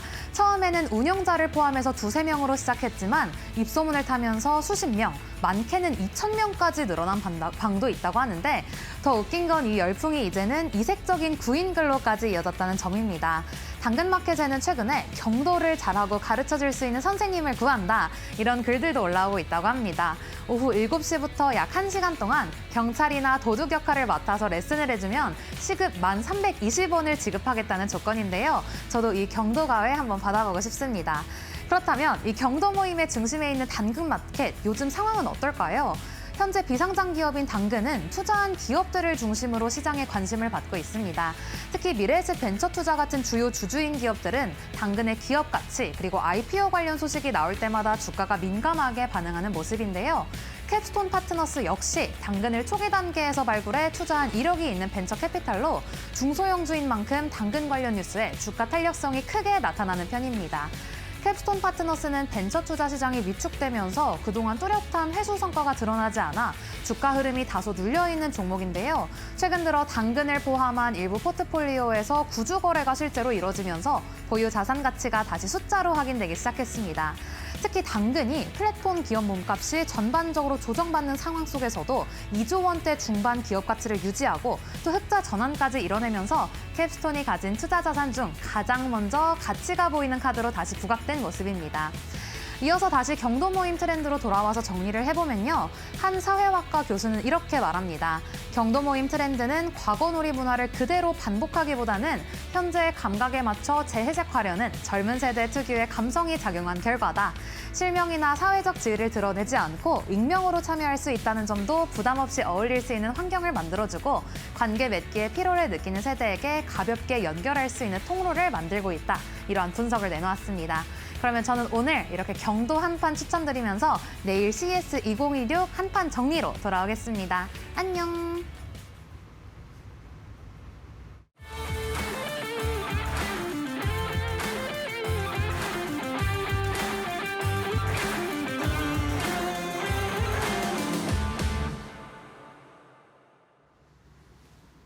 안녕하세요. 마켓마블 신입사원입니다. 경도가 저거였군요. 저는 경도 못 봤는데 그 당근 저도 거래를 많이 하거든요. 거기에 수건 돌리기 모임이 있어가지고 좀만 젊었어도 저 했었는데 지금은 그냥 보고 참여는 못 하겠습니다. 자, 지금 이 당근마켓이라던가 무신사 같은 거 있잖아요. 그 창업하신 분들 진짜 대단한 것 같아요. 무신사가 무진장 신발 사진 많은 곳이라고 그 CEO분이 고등학생 때 신발 사진 올리다가 지금 그 기업 된 거 아시죠? 당근은 뭐죠? 당신의 근처. 그거를 상상해가지고 실현에 옮긴 것 자체가 대단합니다. 그런 분들이 이제 억만장자가 되는 거죠, 나중에. 그러니까 우리 일반인들은 이제 억만장자가 되지 못하면, 예를 들어 일론 머스크가 13년 걸릴 거를 지금 AI 버블로 인해 가지고, 버블은 아니고 AI의 부흥으로 인해서 지금 뭐 신흥 부자들이 막 몇 개월 만에 지금 일론 머스크가 13년 모을 돈을 모았다고 외신에서 봤는데, 지금 우리나라도 저런 아이디어를 실현하신 분들 용감하게 돈을 많이 버시겠죠. 그걸 이제 못 따라가는 저 같은 사람들은 뭐로 얘기했어요? 그런 훌륭한 기업을 창업하신 그 기업의 발자취를 따라서 그 기업에 투자를 하면 되겠죠. 여러분들 지금이 기회입니다. 그렇죠? 이게 무슨 일입니까? 지금 100포인트가 넘게 오르고 있는데요. 삼성전자가 이렇게 시원하게 오른 적이 있었는가 싶을 정도로 그동안의 울분을 진짜 단번에 쏟아내는 것 같습니다. 지금 삼성전자 비중 19.62%까지 올랐거든요. 이 조금 오르면 20%예요. 코스피의 삼성전자 한 종목이 5분의 1입니다, 지금. 아, 정말 대단하지 않을 수가 없는데. 자, 물론 이게 삼성전자의 비중이 저만큼 커졌으면 다른 종목의 비중이 저만큼 줄어든 거겠죠. 그러니까 줄어든 비중의 종목 갖고 계신 분은 지금 완전히 시장하고 그러니까 100포인트가 오르든 말든 전혀 무인도 얘기예요. 이렇게 되면. 지금 SK 하이닉스까지 합쳐가지고 32%인데 지금 삼성전자 우선주 그다음에 이 SK 스퀘어 이거 전부 다 결국 삼성전자 SK 하이닉스 반개라고 할 수가 있겠죠. 얘네 다 합치면 지금 거의 몇 프로예요? 지금 35%, 40%가 되겠어요, 이거. 코스피 10개 종목 중에 4개 종목이 이 삼성전자 SK 하이닉스로 움직이고 있다고요, 지금. 이런 식으로 쏠림 현상이 강한 겁니다. 자, 여러분들 종목 발굴하지 마세요. 이 초대세 상승장에서는 종목을 발굴할 필요가 없어요. 여러분들 잘 생각해 보세요. 종목을 발굴을 언제 해야겠어요? 지금은 종목을 발굴하고 있을 때가 아니라니까요. 종목 발굴해서 당연히 그런 마케팅을 할 수 있겠죠. 무슨 신이 내린 종목을 쪽집게로 찝어준다느니 또 광고 엄청 하겠죠. 근데 이럴 때는 신이 필요가 없습니다, 여러분들. 여기서 신이 무슨 필요가 있습니까? 종목을 발굴하면 안 돼요, 지금. 종목을 발굴하는 건 지금 발굴하면 어떻게 되는지 아세요? 안 갑니다. 여러분들 명심하세요. 대세 상승장에서는 가는 종목만 가고 가는 게 정해져 있어요. 종목이. 근데 종목을 왜 발굴합니까? 종목을 발굴하면 안 됩니다. 지금. 가는 종목에 그냥 실으면 됩니다. 종목을 발굴하고 쪽집게 해가지고 무슨 선착순으로 무슨 400명, 500명 투자 비밀 로또를 제공하고 무슨 많죠? 인스타그램이나 이런데 무슨 투자 비밀 로또가 무슨 필요가 있습니까? 지금? 그렇죠? 아무 필요가 없어요. 여러분들 대세 상승장에서 가는 종목만 가고 정해져 있습니다. 여기서 종목을 발굴해가지고 안 가는 거를 굳이 캐내가지고 하잖아요? 절대 안 갑니다. 끝까지. 분명히 명심하시기 바라고요. 생각을 똑바로 지금 정하고 정석의 길만 가셔야 돼요. 자, 삼성전자 SK 하이닉스 오늘 완전히 크레이지 모드고 지금. 자, 그리고 이제 조방원이 또 힘을 보태주고 있죠. 분명히 제가 삼성전자 SK 하이닉스 투톱에다가 조방원의 신진 세력, 그 다음에 삼성 바이오로직스나 삼성 바이오 에피스 같이 삼성그룹이 한화에다가 방산을 넘긴 다음에 선택했던 바이오가 꽃을 피우고 있기 때문에 지금 구도 자체가 너무 좋다고 말씀드렸잖아요. 이제 곧 4,500이 눈앞에 왔네요, 드디어. 자, 두산 에너빌리티 오늘 특징주 볼 텐데 지금 20위 안에서 가장 많이 상승하고 있는 게 두산 에너빌리티입니다. 자, 30위로 넓혀도 그렇고 자, 40위까지도 가도 되나요? 제 40위까지 가도 1등이네요. 그렇죠? 시가총액 40위 안에서 1등이 두산 에너빌리티고요. 50위로 범위를 넓혀야 43위의 한미반도체가 11% 급등하고 있습니다. 자, 50위로 넓히면 2등이지만 40위 안쪽에서는 두산 에너빌리티가 상승률 1위를 기록을 하고 있습니다. 지금 10% 넘는 상승률을 기록하면서 82,000원을 돌파했습니다. 자, 두산 에너빌리티 보겠습니다. 자, 이거 두산 에너빌리티도 정말 극적이지 않습니까? 여러분들 대부분의 사람들이 이번 정권 들어설 때 뭐라고 생각했겠어요? 두산 에너빌리티가 가장 피해를 볼 거라고 생각하지 않습니까? 이게 사람들의 고정관념이죠, 사실. 그렇죠? 왜냐하면 전 정권에서 워낙에 태양광이랑 그 원자력이 완전히 극단에서 붙었잖아요. 마치 그 정권의 어떤 헤게모니를 결정하는 어떤 그 도구가 돼버려가지고, 그렇죠? 그래서 이제 이 두산에너빌리티는 이거 얘네들이 해상풍력이니 뭐니 이런 것들 하니까 원자력 완전 죽이는 거 아니야?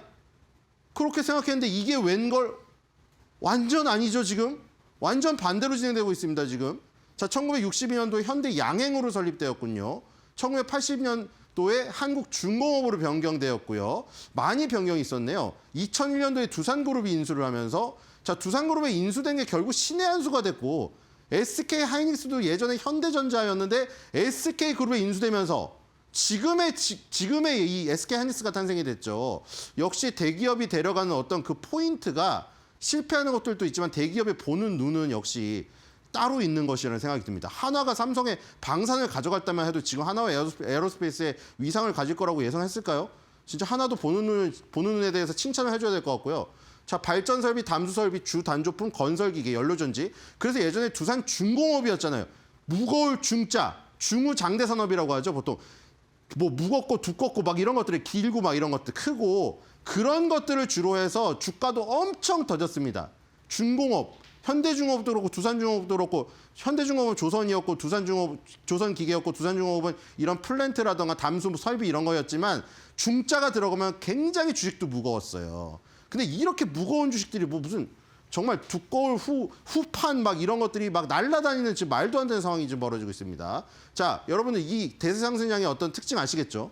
이렇게 무거운 게 깃털처럼 가볍게 날아가는 게 대세상승장입니다. 돈이 엄청나게 들어오기 때문에 오히려 보세요. 초소형주 1,000억 원짜리 이런 거 가나요? 절대 안 갑니다. 거꾸로 가고 있죠. 자, 2025년도 3분기 전년 동기 대비 연결 기준 매출액 4.8% 증가했고요. 영업이익은 29.6% 감소가 됐네요. 단기 순이익도 94.7% 감소. 자, 실적이 매출액만 외형만 성장했고 마진 단에서 별로 좋지가 않아요, 지금. 그렇죠? 두산 밥캣도 있네요. 그렇죠? 미국의 밥캣을 인수했죠. 자, 안정적인 판매와 농업 조경산업 지출로 매출이 증가했지만 두산 에너빌리티가 재고평가 손실, 환입 축소랑 일회성 비용 증가로 수익성이 제한적이었다. 두산 에너빌리티 쪽에서 문제가 발생됐군요. 자, 두산 퓨얼셀도 있죠. 이 연료전지에서 초기 투자 비용 부담으로 영업 손실이 발생됐고요. 두산 에너빌리티가 체코 신규 원전 수주 후 한국수력원자력과 계약 협의 중임. 자, 그러니까 지금 보니까 인수한 두산 밥캣만 지금 선전을 했지. 두산 에너빌리티랑 두산 퓨얼셀은 사실 별로 좋지 않았는데 지금 사실 원자력 르네상스에 대한 기대감이 워낙 커서 지금 9만 원을 눈앞에 두고 있는 주가 흐름인 것을 볼 수가 있겠네요. 이제 실적이 뒤따라가서 이제 채워지겠죠. 그러니까 이게 재무제표를 보고 투자하면 이미 늦은 겁니다. 지금 그렇죠? 저 감소하고 있으니까 감소한 데서 안 투자하면은 이미 주가는 한참 올라 있습니다. 그리고 나중에 재무제표 열어봤을 때 나중에 좋아지겠죠. 그래서 사실 기술적인 분석으로 타이밍을 잡아야 되는 게 맞다는 게 이런 얘기입니다. 자, 이슈 보겠습니다. 자, 이슈는 며칠 전에 나왔는데 자, 이제 나이스 신용평가, 줄여서 나신평이라고 하죠. 신용평가회사가 한 3개 정도 있잖아요. 근데 나신평에서 지금 신용등급 전망을 상향했네요. 그렇죠? BBB 플러스라는 신용 등급은 유지했는데 그 전망이 또 있습니다. 안정적에서 긍정적으로 한 단계 상향했네요. 상향한 요인이 글로벌 전력 수요 확대에 따른 양호한 수주 실적과 현금 창출력이었습니다.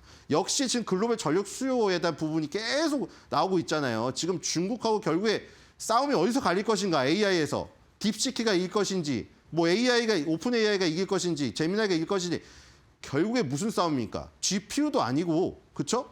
전력 싸움이 돼버린 거죠. 근데 전력을 결국 태양광 풍력에서 당장 끌어올 수가 없으니 지금 원자력이 이제 가장 1의 대안으로 떠올리면서 여기에 두산 에너빌리티가 이제 주인공으로 지금 등극한 거죠.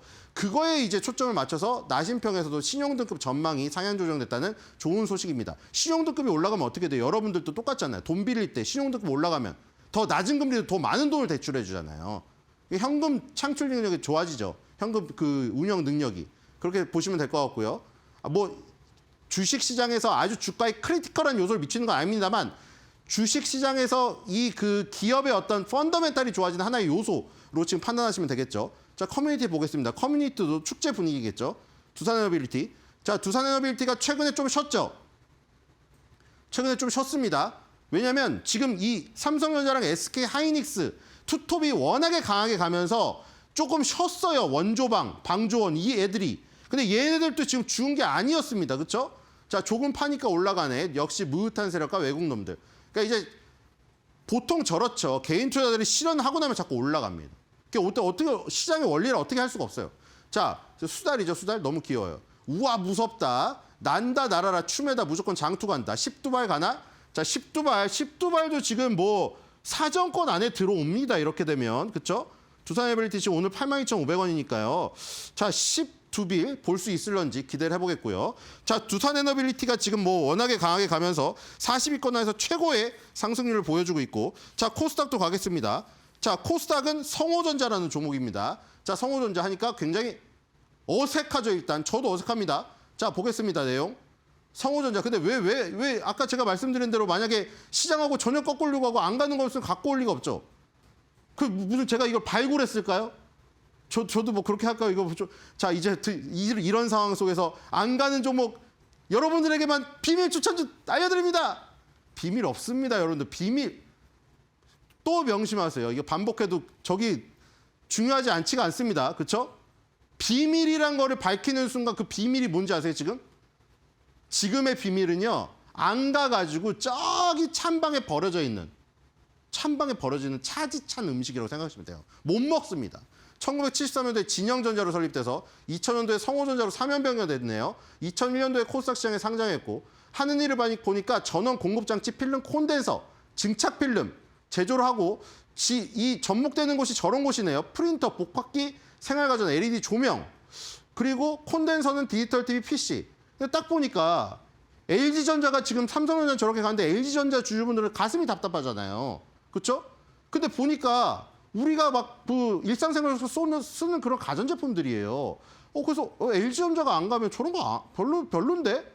그렇죠? 딱 보기에도 그렇죠. 기업계에 보니까 아니 뭐 지금 뭐 프린터 복합기가 뭐 데이터 센터에 들어가나? 엔비디아 GPU를 프린터에 저기 얹혀가지고 무슨 데이터 센터에 들어가 아닌데 왜 저게 갈까? 디지털 TV PC 뭐 그렇게 잘 팔리나 PC가?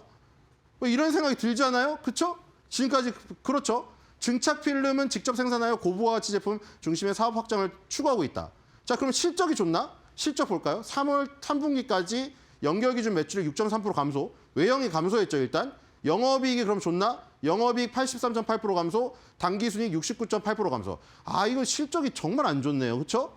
물론 두산 에너빌리티도 매출액에서 외형 성장은 있었으나 영업이익이랑 당기순이익이 안 좋죠. 근데 두산 에너빌리티가 지금 워낙에 원자력 르네상스의 수혜주로 일컬어지면서 그 기대감에 미리 지금 어떻게 보면 선반영해서 오르고 있는 부분이죠. 그러면 얘도 두산 에너빌리티도 그런데 얘도 그럼 비슷한 거 아니야? 매출액은 좀 줄어들었지만 당기순이익이랑 영업이익에서는 비슷하잖아. 그럼 얘도 뭔가 있기 때문에 오르는 거 아니야? 이런 생각을 할 수가 있죠. 그래도 좀 실적이 너무 두산 에너빌리티에 비해서 너무 안 좋긴 하죠. 그렇죠? 그거는 감안하고 파워 사업부와 필름 콘덴서 사업부 모두 매출 감소, 원가 비용 부담 증가로 수익성이 크게 악화됐다. 파워 사업은 태양광, 수소차, 전기차, 이런 것도 붙긴 했네요. 그렇죠? 수소, 전기 이런 게 붙어 있긴 합니다. 그렇죠? 콘덴서 사업은 데이터 센터 ESS, 요런 게 붙어 있긴 해요. 그렇죠? 데이터 센터 ESS 요즘에 가장 화두가 되는 이 아이템들이잖아요. 전기차 및 충전소 등 고부가 가치 시장 개척으로 성장 동력을 확충하고 있습니다. 뭔가 두산 에너빌리티처럼 실적은 안 좋은데 요런 이 지금 히트가 되는 아이템들이 붙어서 가나? 뭐 이런 생각이 들 수가 있어요. 여기까지도. 그렇죠? 자, 그럼 기업 개요로 확실치가 않으니까 이 뉴스 같은 걸 보겠습니다. 뉴스에 뭐가 있나? 얘가 도대체 뭐가 올랐을까? 뭐 때문에 올랐을까? 보겠습니다. 이게 뭐 때문에 올랐을까요? 누가 붙었을까요? 지금. 여기에 저게 붙어 엔비디아가 꼈어요. 이게 지금 이게 뭐냐면은 옛날 말대로 무슨 뭐 꽃감을 먹더라도 길거리에서 먹으면 안 되고 그 부잣집 그 나뭇가지 옆에 가고 꽃감을 먹어야 돼요. 자, 성호전자 주가가 급등한 이유 회사가 ADS테크 인수에 나섰는데 그렇죠? 이건 오늘 뉴스가 아니고 이미 다 밝혀진 뉴스예요. 2000년도에 설립된 광모듈 정렬 장비 제조업체 ADS테크가 엔비디아 자회사인 멜라녹스가 주요 고객사인데 매출 비중이 무려 80%에서 90%다. 그러니까 ADS테크라는 회사를 인수하는데 그 회사 매출이 10에서 9가 그냥 멜라녹스에서 나온다는 거예요. 근데 그게 엔비디아의 자회사인 거예요. 이게 엔비디아가 붙어버린 거예요, 이게. 여기에. 그래서 보니까 고사양 광모듈 정렬 장비를 만드는 그러니까 나노 단위로 정렬을 해주는 그 최첨단 기술이라고 합니다. 그래서 ADS테크와 피컨텍이라는 회사 딱 두 개인데 피컨텍이 중국으로 갔답니다. 그래서 이제 이제 개연을 따져보면 워낙에 지금 중국, 미국이 갈려 있으니까 누구 라인에 섰느냐가 지금 인생의 갈림길이잖아요. 그 회사들 입장에서도. 그렇죠? 왜냐면 이게 중국 쪽에 대봐요. 그러면 트럼프가 완전히 밀어내버리는데 그러면은 난 트럼프가 싫어서 시진핑과 할 때 갈 거야. 그러면 뭐를 걸어야 되나요? 난 이제 평생 미국하고 트럼프가 바뀌더라도 미국하고 사업 안 할 거야. 이런 마음 아니면 중국한테 못 붙어요, 이제 지금 기업 입장에서는. 그렇죠? 피컨텍이 중국에 갔습니다. 그럼 ADS테크가 미국 쪽이네요. 왜냐면 엔비디아의 자회사 멜로녹스가 ADS테크랑 거래가 90%니까요. 그러니까 이게 미국 쪽으로 이 라인이 ADS테크만 남은 거예요. 피컨텍이 저기 중국으로 나가고. 그래서 지금 이것 때문에 지금 주가가 이렇게 오른 겁니다, 지금. 자, 뒤에 가보겠습니다. 커뮤니티. 자, 커뮤니티는 여기 아쉬워하는 마음이 커요. 자, 이거 먹고 떨어진 게 속이 천불이 나는 종목. 성호야. 요즘에 저 게시판에 이름 많이 등장하죠. 뭐 몇 개 있었죠. 상철이도 있었고, 그렇죠? 상철이 상치는 종목에 상철아. 여기 성호가 있어요, 성호가. 내 친구 이름이 성호라 잊혀지지 않는다. 왜냐면 이분이 지금 얼마에 팔았냐면은 지금 구매했다가 판매한 게 대부분 3,500원이나 4,500원 정도에서 파셨거든요. 근데 땅을 치고 후회하게 되는 것이죠, 지금. 지금 성호전자가 얼마인가요, 오늘? 오늘도 오르고 있나요? 오늘도 오르고 있을 것 같은데요? 그렇죠? 오늘도 지금 쳐보겠습니다. 이게 버벅대네요. 그렇죠? 자, 성호전자 여러분들 빨리 말씀해 주세요, 지금. 먼저 말씀하세요. 오, 15% 오르네요, 오늘도. 야, 이거 무슨. 자, 지금 금액이 12,350원입니다. 아까 그분이 3,000원대, 4,000원대 거래를 하셨어요. 그러니까 미치고 팔짝 뛰는 거죠, 이거. 거기서 3배를 갔는데, 지금. 그쵸? 3배를 갔는데. 자, 좀 더 다음에는 친구의 이름이 내 종목이라면은 친구가 나쁜 친구라고 하더라도 친구 이름이라고 친근함을 가지면서 보유를 하시기 바랍니다. 자, 커뮤니티 보겠습니다. 정말 아쉽네요. 저 끝까지 들고 가기 어려워요. 자, 여긴 무슨 쿠쿠쿠 계속 올라. 매일 오르고 있어요. 매일 오르고 있거든요. 자, 그런데 아시죠? 수익률 높은 거는 수량이 별로 없습니다. 원래 다 그래요. 자, 10주만 샀더만 그 다음에 이분은 그나마 낫습니다. 저분이 4,500원에 팔았는데 이분은 2배를 더 먹었어요. 근데도 아쉽죠. 왜냐면 밑에 나보다 더 안 좋은 사람한테랑 비교하는 게 아니라 나보다 더 잘 나간 사람들이 보이거든요, 지금. 삼성전자 100% 냈다고 좋아하시지를 않아요. 200% 먹은 사람이 위에 있거든요, 지금. 미치겠거든요, 지금. 자, 9,000원대 왜 팔아갖고. 왜냐면 9,000원대 팔았는데 거기서 또 3,500원이 올랐네요. 와, 이거 지금 엔비디아 붙어가지고 난리가 났습니다. 이거 어디까지 가야 될지. 자, 지금 보니까요. 12월 달에 고가상으로 343.27% 올랐고요. 이번 달에 들어가서 지금 거래일수 5일밖에 안 됐거든요. 거래 5일도 아니죠. 주말 빼면 며칠 안 됐잖아요. 지금 고가상으로 또 40% 올랐습니다. 장난 아니죠, 지금. 자, 엄청나게 올랐는데 어쨌든 간에 엔비디아가 붙든 뭐든 여러분들 지금 주도주의에 어떻게든 찐득이를 붙여서라도 매달려 계셔야 됩니다. 절대 떨어지면 안 돼요. 그걸 명심하시고요. 오늘 마켓마블 코멘트 한번 꼽아봤습니다. 자, 이거 SK 하이닉스에 있는 건데, 자, 워딩 그냥 공개하겠습니다. 자, 업그레이드 된 거예요. 아침 굶고 있었는데 짜장 탕수육 1인 세트 먹으러요. 야, 자, 여러분들 이거 짜장면, 물론 짜장면도 먹는 것도 괜찮은데 이 짜탕면 먹고 싶지 않아요? 너무? 근데 이거를 돈 주고 살려면 이게 짜장면에 한 2배 정도 줘야 되거든요. 그래서 아침을 굶고 있었는데 수익이 지금 많이 나셔가지고 지금 SK 하이닉스가 아니죠. 두산에너빌티였어요. 잘못 말했어요. 두산에너빌티 커뮤니티에 있는 건데 수익이 벌써 많이 발생되니까 이걸로 지금 바꿨다는 거예요. 아침 메뉴를. 얼마나 기뻐요. 우리 이런 소소한 기쁨 느끼려고 주식하시는 거 아니에요? 물론 이거를 키우면은 뭐 모텔 놀러 가고 호텔 놀러 가고 제주도 놀러 가고 하와이 그것도 되지만 일단 이 짜장면에서 짜탕면 된다는 거 이게 엄청나게 큰 행복이거든요. 그래서 여러분들 이런 행복들 많이 누리시기 바라고 지금 삼성전자가 저렇게 시원하게 가는 이런 장면들 너무 오랜만에 보잖아요. 엄청 즐기셔야 돼요, 지금. 또 나중에 이게 먼 추억이 될 수 있기 때문에 즐기시길 바라고. 자, 오랜만에 이 짜장면 얘기가 나왔으니까 옛날에 개콘에서 유행했고 이창명 씨가 유행을 했던 걸 합쳐가지고 저도 전화를 걸어서 짜장면을 한번 시켜보도록 하겠습니다. 여러분들 다 전화를 걸 준비를 하세요. 자, 전화를 걸겠습니다. 자, 중국집이죠? 짜장면 시키신 분 짜루 진짜루.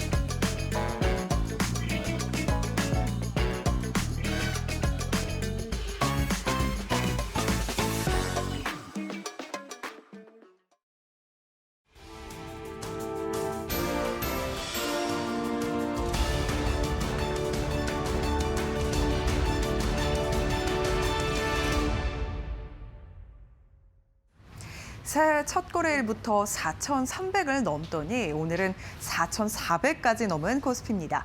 반도체 슈퍼사이클을 타고 국내 증시가 발맞춰서 함께 오르고 있는데요. 꿈의 5,000피까지 단 600포인트만을 남겨두고 있습니다. 코스닥도 23년 이후 처음으로 950선을 넘어서면서 5,000피 그리고 1000스닥 시대에 대한 기대감은 더욱더 커지고 있는데 현재 시간 기준으로 양 지수 상황 바로 열어보시죠. 코스피가 지금 일중 고점 부근을 지나가고 있습니다. 전장 대비해서 무려 110포인트가량 올라서 있고요. 오늘 갭 띄우면서 출발을 한 이후 현재 시간 기준으로 오름폭을 점차적으로 키워내고 있습니다. 2.55%가량 상승 4,420선 부근에서 등락을 반복하고 있고요. 오늘 4,421포인트, 지금 고점 부근을 지나가고 있다라는 점 확인되고 있습니다. 코스닥 같은 경우에는 1% 넘게 올라주면서 오늘 코스피와 함께 상승을 발맞춰서 하고 있고요. 955선까지 고점을 높이고 있습니다. 코스피 200은 무려 3% 넘게 급등 중입니다. 오늘 반도체주들의 급등이 지금 코스피 200 그리고 코스피를 4,420선 위로 올려내고 있는 상황인데요. 정말 5,000피까지 얼마 남지 않았습니다. 코스피 매매 동향도 바로 열어보시죠. 오늘 외국인의 순매수가 강합니다. 8,700억가량 사들이면서 오전장 들어서만 강하게 코스피 시장을 담아내고 있는 외국인이고요. 개인과 기관은 함께 동반 매도 중입니다. 개인 5,300억가량, 기관은 3,300억가량 팔고 있습니다. 코스닥 매매 동향도 함께 열어보시죠. 오늘 코스닥 시장에는 개인과 기관의 순매수가 들어오고요. 외국인의 순매도가 펼쳐지고 있습니다. 장 초반부터 지금까지 이어지고 있는 흐름인데 외국인은 1,300억가량 팔면서 매도폭을 키우고 있고 개인과 기관 합쳐서 약 1,300억가량 사들이고 있습니다. 원달러 환율도 함께 열어보시죠. 원달러 환율은 1,440원 선을 넘어섰고요. 오늘 장 시작 대비해서 5원가량 오르면서 1,440원 후반대까지 지금 고점을 높였습니다. 1,447원 선 부근 지나가고 있습니다. 네, 이렇게 오늘 시장 상황 살펴봤는데 주요 투자 뉴스는 어떤 게 있을지 바로 이어서 살펴보시죠. 범용 디램 가격이 사상 처음으로 최고가를 기록하면서 삼성전자가 13만 전자를 달성했습니다. 반도체 강세 속에 SK하이닉스도 장중 70만 원 선을 넘어섰는데요. 삼성전자는 이번 주 7일 또는 8일 지난해 4분기 잠정 실적을 발표합니다. 처음으로 분기 영업이익이 20조 원을 돌파할 것이란 매우 긍정적인 전망도 나오고 있습니다. 가장 최근에 리포트를 발간한 IBK증권은 이 4분기 영업이익을 21조 7,460억 원으로 예상했는데요. 디램과 낸드 플래시 등 이 범용 메모리 가격이 치솟으면서 수익성이 크게 개선됐다는 분석입니다. PC용 디램 범용 제품의 평균 고정 거래 가격은 2024년 말 1.35달러에서 지난해 말 9.3달러로 한 해 동안 약 6.9배 급등했습니다. 디램 가격은 4분기에만 무려 32%가량 늘어났는데요. 증권가에서는 올해 삼성전자가 반도체 사업 성장에 힘입어 연간 영업이익이 100조 원을 넘어서고 시가총액도 1,000조 원을 넘어설 것이란 의견이 나오고 있습니다. 현재 시간 기준으로 주가 함께 열어보시죠. 삼성전자 5% 넘게 급등하면서 오늘 13만 5,600원 선 지나가고 있고요. 2일 중 고점 부근 지나가고 있습니다. 13만 6,900원이 신고가고요. SK하이닉스도 오늘 2.44%가량 오르면서 마찬가지로 신고가 전장에 이어 또다시 경신했습니다. 70만 원 선 터치한 이후로 현재 시간 기준으로 69만 3천 원 선 지나가고 있습니다. 한미 반도체도 오늘 11% 넘게 오르면서 신고가 경신했습니다. 16만 2,600원이 신고가고요. 현재 시간 16만 700원 선 거래되면서 16만 원 선을 돌파한 모습, 정말 강한 모습 보여주고 있습니다. 현대차의 자율주행 로봇 모베드가 CES 2026에서 로보틱스 부문 최고 혁신상을 수상했습니다. 현지 시간 4일 현대자동차는 미국에서 열리는 CES 2026에서 차세대 자율주행 모빌리티 로봇 플랫폼인 모베드로 로보틱스 분야 최고 혁신상을 수상했다고 밝혔습니다. 이번 수상은 현대차가 CES에 참가한 이래 처음으로 수상한 혁신상인데요. 모베드는 지형의 한계를 뛰어넘는 주행 안정성이 특징입니다. 편심 휠 기반 드라이브 앤 리프트 모듈을 적용해서 불규칙한 노면에서도 차체를 원하는 기울기로 조절할 수 있는 게 특징인데요. 현대차 관계자는 혁신상 중에서도 가장 높은 등급인 최고 혁신상을 받은 것은 현대차의 로보틱스 기술력과 제품 경쟁력을 동시에 인정받은 주요한 성과라고 전했습니다. 현대차는 올해 1분기부터 모베드를 양산해서 판매할 예정입니다. 오늘 주가 함께 열어보시죠. 현대자동차 오늘 2% 넘게 오르면서 30만 5천 원 선 지나가고 있고요. 30만 원 선 돌파한 모습 보여주고 있습니다. 오늘 마찬가지로 현대무벡스가 주목을 함께 받으면서 2.11%가량 오르고 있는데요. 다만 현대오토에버 같은 종목들은 오늘 차익 실현 매물이 나오고 있다라는 점까지 함께 말씀드리도록 하겠습니다. LG에너지솔루션이 2030년까지 생산성 30% 이상 개선을 목표로 AI 기반 전환을 추진합니다. LG에너지솔루션은 5일 김동명 사장의 신년사를 통해 2026년을 실질적 사업성과 전환의 원년으로 삼겠다고 밝혔는데요. ESS 사업 성장의 잠재력 실현, 제품력과 원가 혁신, 그리고 R&D 경쟁력 강화, AI 기반 실행 가속화를 주요 과제로 삼았습니다. ESS 사업의 경우에는 수요 확대에 대응해 생산 능력을 늘릴 계획인데요. 북미와 유럽, 중국 등에서 ESS 전환을 과속화해 공급 안정성과 운영 효율화를 동시에 개선합니다. 또 EV용 46 시리즈 원통형, ESS용 각형 LFP 등 핵심 제품은 경쟁 우위를 확보하기 위해 소재와 공정 혁신으로 재료비와 가공비를 개선하고요. 원재료 확보 투자 등으로 구조적인 원가 경쟁력을 강화하겠다고 밝혔습니다. 또 올해 AI 전환을 생존 과제로 규정했는데요. 제품 개발, 소재 개발, 제조 운영에 AI 적용을 본격화하고 2030년까지 생산성을 최소 30% 이상 개선할 것이라고 밝혔습니다. 오늘 LG에너지솔루션 주가 반등에 성공했는데 현재 시간 기준으로 주가 함께 살펴보시죠. 3% 넘게 오르면서 전장 대비해서 1,500원가량 오르고 있고요. 37만 1,500원 선 거래되고 있습니다. 오늘 2차 전지주들의 투심이 조금 개선이 됐습니다. 삼성 SDI도 반등에 성공, 5.33%가량 오르고 있고요. 27만 6,500원 선 거래되고 있습니다. LNF 주가도 3%가량 강세입니다. 97,100원 선 거래되고 있습니다. 주말 사이 미국의 베네수엘라 습격 등 증시에 큰 변동성을 줄 소식이 많았는데요. 다만 우리 시장이 그렇게 큰 영향은 받지 않으면서 오늘도 지수는 고점을 넘어섰습니다. 4,400선을 넘으면서 정말 5,000피가 머지않은 상황인데 이러한 상황 속에 어떤 전략을 세워보면 좋을지 저희와 함께 이어서 살펴보시죠. 네, 전기차 관련주 오늘은 상승 섹터에 이름을 올리고 있는데요. 최근 공급 계약 해지 소식이나 아니면 계약 축소 소식 때문에 약간은 좀 마음이 상하신 분들 계실 것 같은데 오늘 이 이슈에 대해서 좀 전격적으로 분석해 드리려고 윤석천 경제평론가님을 모셨습니다. 인사 나눠보도록 하겠습니다. 어서 오세요. 네, 안녕하십니까? 네.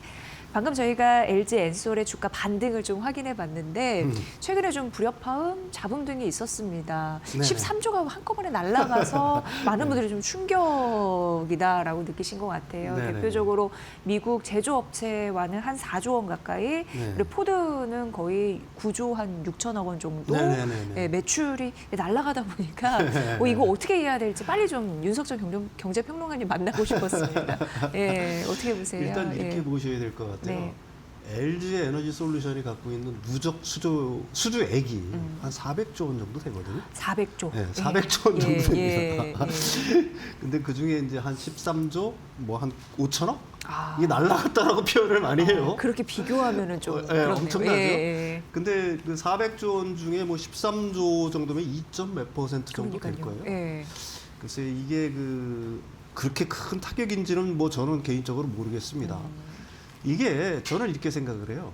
그러니까 그 전기차 어떤 전환에 성공한 전기차 패러다임에 성공한 기업의 어떤 계약과 그런 계약과의 계약이 그 수주액이 날라갔다 그러면 이건 엄청난 어떻게 보게 되면은 손해라고 얘기할 수가 있는 거죠. 예. 일단 포드와의 계약을 살펴보면은 포드 같은 경우가 전기차 시대에 그렇게 큰 어떤 존재감이 있던 회사였느냐 하면은 사실 의문의 여지가 좀 있죠. 그렇네요. 예. 뭐 F150 라이트닝이라고 미국의 이제 픽업 트럭이죠. 그걸 갖다가 이제 전기차로 전환을 했어요. 예. 근데 이제 전기차 자체의 어떤 플랫폼을 갖고 있었던 게 아니니까. 가령 뭐 현대차의 eGMP라든지 그 다음에 그 GM의 얼티엄 플랫폼이라든지 뭐 기타 테슬라는 전기차에 맞는 플랫폼이 있지 않습니까? 근데 F150 라이트는 그냥 내연기관차에 엔진 뜯어내고 배터리 채우고 네, 전기 네. 모터 달아가지고 한 정도예요. 그러니까 뭐 크게 그렇게 그 뭐라고 할까요? 전기차 시대에 두각을 나타내는 기업은 아니었다. 그리고 무엇보다도 사실 이런 점을 한번 생각을 해보셔야 됩니다. 우리가 그 전기차 시대가 이제 도래할 거라는 거는 그 당위성에 대해서는 뭐 누구도 부인하지는 못할 것 같아요. 근데 그 전기차 시대가 만약에 도래한다라고 하게 되면 과연 몇 개의 기업만이 살아남을 수 있을까? 우리가 과거 피처폰에서 스마트폰으로 넘어가면서 사실 수많은 기업들이 사라졌잖아요. 그러니까 뭐 노키아라든지 모토로라도 마찬가지고요. 네. 우리나라 펜텍, 얼마 전에 LG전자까지 철수를 하지 않았습니까? 사실 기존의 그 완성차 업체들 중에서 이 전기차 그 시대에 그 생존할 수 있는 기업이 몇 개나 될까 하는 거에 대해서는 뭐 저는 개인적으로 의문의 여지가 있는 거예요. 포드는 왜 철수를 했을까? 결국은 전기차 시대를 맞이할 준비가 안 됐다라고 얘기할 수가 있는 겁니다. 네. 거기다가 이제 포드 자동차 같은 경우는 미국 시장에 주로 이제 집중을 하는 어떤 회사라고 얘기할 수가 있는 거죠. 이제 그 트럼프 대통령의 어떤 뭐 그 내연기관차 선호 현상, 보조금이 종료되면서 포드는 전기차 전을 하기에는 역량이 부족하고 다행히 이제 북미 시장은 살아 있는 거니까 네. 그래서 이제 전기차 시대를 갖다가 그 뭐라고 할까요? 그 대응을 갖다가 일단 내연차로 돌리는 어떤 그런 기조를 택했다라고 사실은 뭐 얘기할 수밖에 없겠죠. 근데 이게 LG에너지솔루션 입장으로 보면 이게 과연 그렇게 큰 악재냐? 사실 포드가 진짜 전기차 전환에 성공을 해가지고 27년부터 배터리를 갖다가 정상적으로 이렇게 쭉 공급받아가지고 전기차 전환에서 팍팍 나가면 LG에너지솔루션 입장이 좋겠죠. 네. 근데 문제는 뭐냐? 전방의 OEM이 비실비실해. 계약을 했어. 그럼 그 라인 자체를 갖다가 어떻게 할 거예요? 일단 계약을 한 상태니까 그 기존의 라인 자체를 갖다가 완전히 그걸 갖다가 전부 다 다른 데로 돌리거나 다른 완성차 업체로 돌리거나 할 수 있는 건 아니잖아요. 쌍방 간의 계약이니까. 그러니까 제가 생각하기에는 전방에 그 의미 없는 전기차 전환에 거의 실패한 그리고 그 의지가 별로 없는 기업들하고는 사실은 빨리 뭐라고 할까요? 정리를 하는 게 낫다. 예. 이렇게 보는 거고요. FBBS라는 회사도 마찬가지예요. PS 이게 프로덴베이크 이 프로이덴베르크라는 독일 회사인데 한 60년 된 회사입니다. 자동차 부품 회사예요. 근데 이제 LG에너지솔루션으로부터 배터리 팩을 공급받아가지고 배터리 셀을 공급받아가지고 이걸 배터리 팩해가지고 뭐 그 큰 상용차 있지 않습니까? 뭐 대형 트럭이라든지 버스라든지 이런데 이제 하겠다라고 한 건데 이 공급 계약은 이미 이제 그 계약이 진행 중이었었어요. 그래서 조금씩 공급을 했던 겁니다. 근데 지금 북미 지역이 어때요? 완전히 그 지금 그 뭐라고 할까요? 북미 지역만 유일하게 전기차의 어떤 캐즘이 불가피한 상황 아니겠습니까? 네네. 그러니까 생각보다 전동화 시점이 늦어지고 하니까 이 사업에 철수를 하는 거고 그 LG에너지솔루션 입장에서 보게 되면은 사실 이 미시간 공장에서 배터리를 갖다가 생산을 해서 공급을 했었는데 이 라인을 빨리 정리하기는 낫죠. 그래서 일부 라인을 갖다가 이미 LF 라인으로 전환을 하지 않았습니까? 그런 측면에서 그 이런 어떤 뭐라고 할까요? 수주 계약이 취소된 게 과연 악재일까라는 거에 대해서는 뭐 저는 의문의 여지가 있다라고 얘기할 수가 있는 거고요. 일부에서는 이런 식으로 얘기해요. 그러면 전기차 시대가 안 오는 거 아니냐? 그건 천만의 말씀이죠. 지금 미국을 제외한 나머지 유럽은 지금 전기차 전환에 가속을 하고 있는 거고요. 우리나라도 이제 가속을 하고 있는 거고. 중국은 말할 필요도 없는 거죠. 네. 그럼 포드라든지 다른 완성차 업체들이 전기차 전환을 늦게 했어. 그럼 이 내연차를 갖다가 미국 시장에는 어느 정도 팔 수 있겠죠. 근데 다른 쪽으로 어떻게 팔겠어요? 이미 전기차 전환을 갖다가 가속하고 있는 나라들에 사실 이 기존의 내연기관차를 팔 수 있다라고 믿는 것 자체는 글쎄요, 제가 생각하기에는 어불성설인 것 같고요.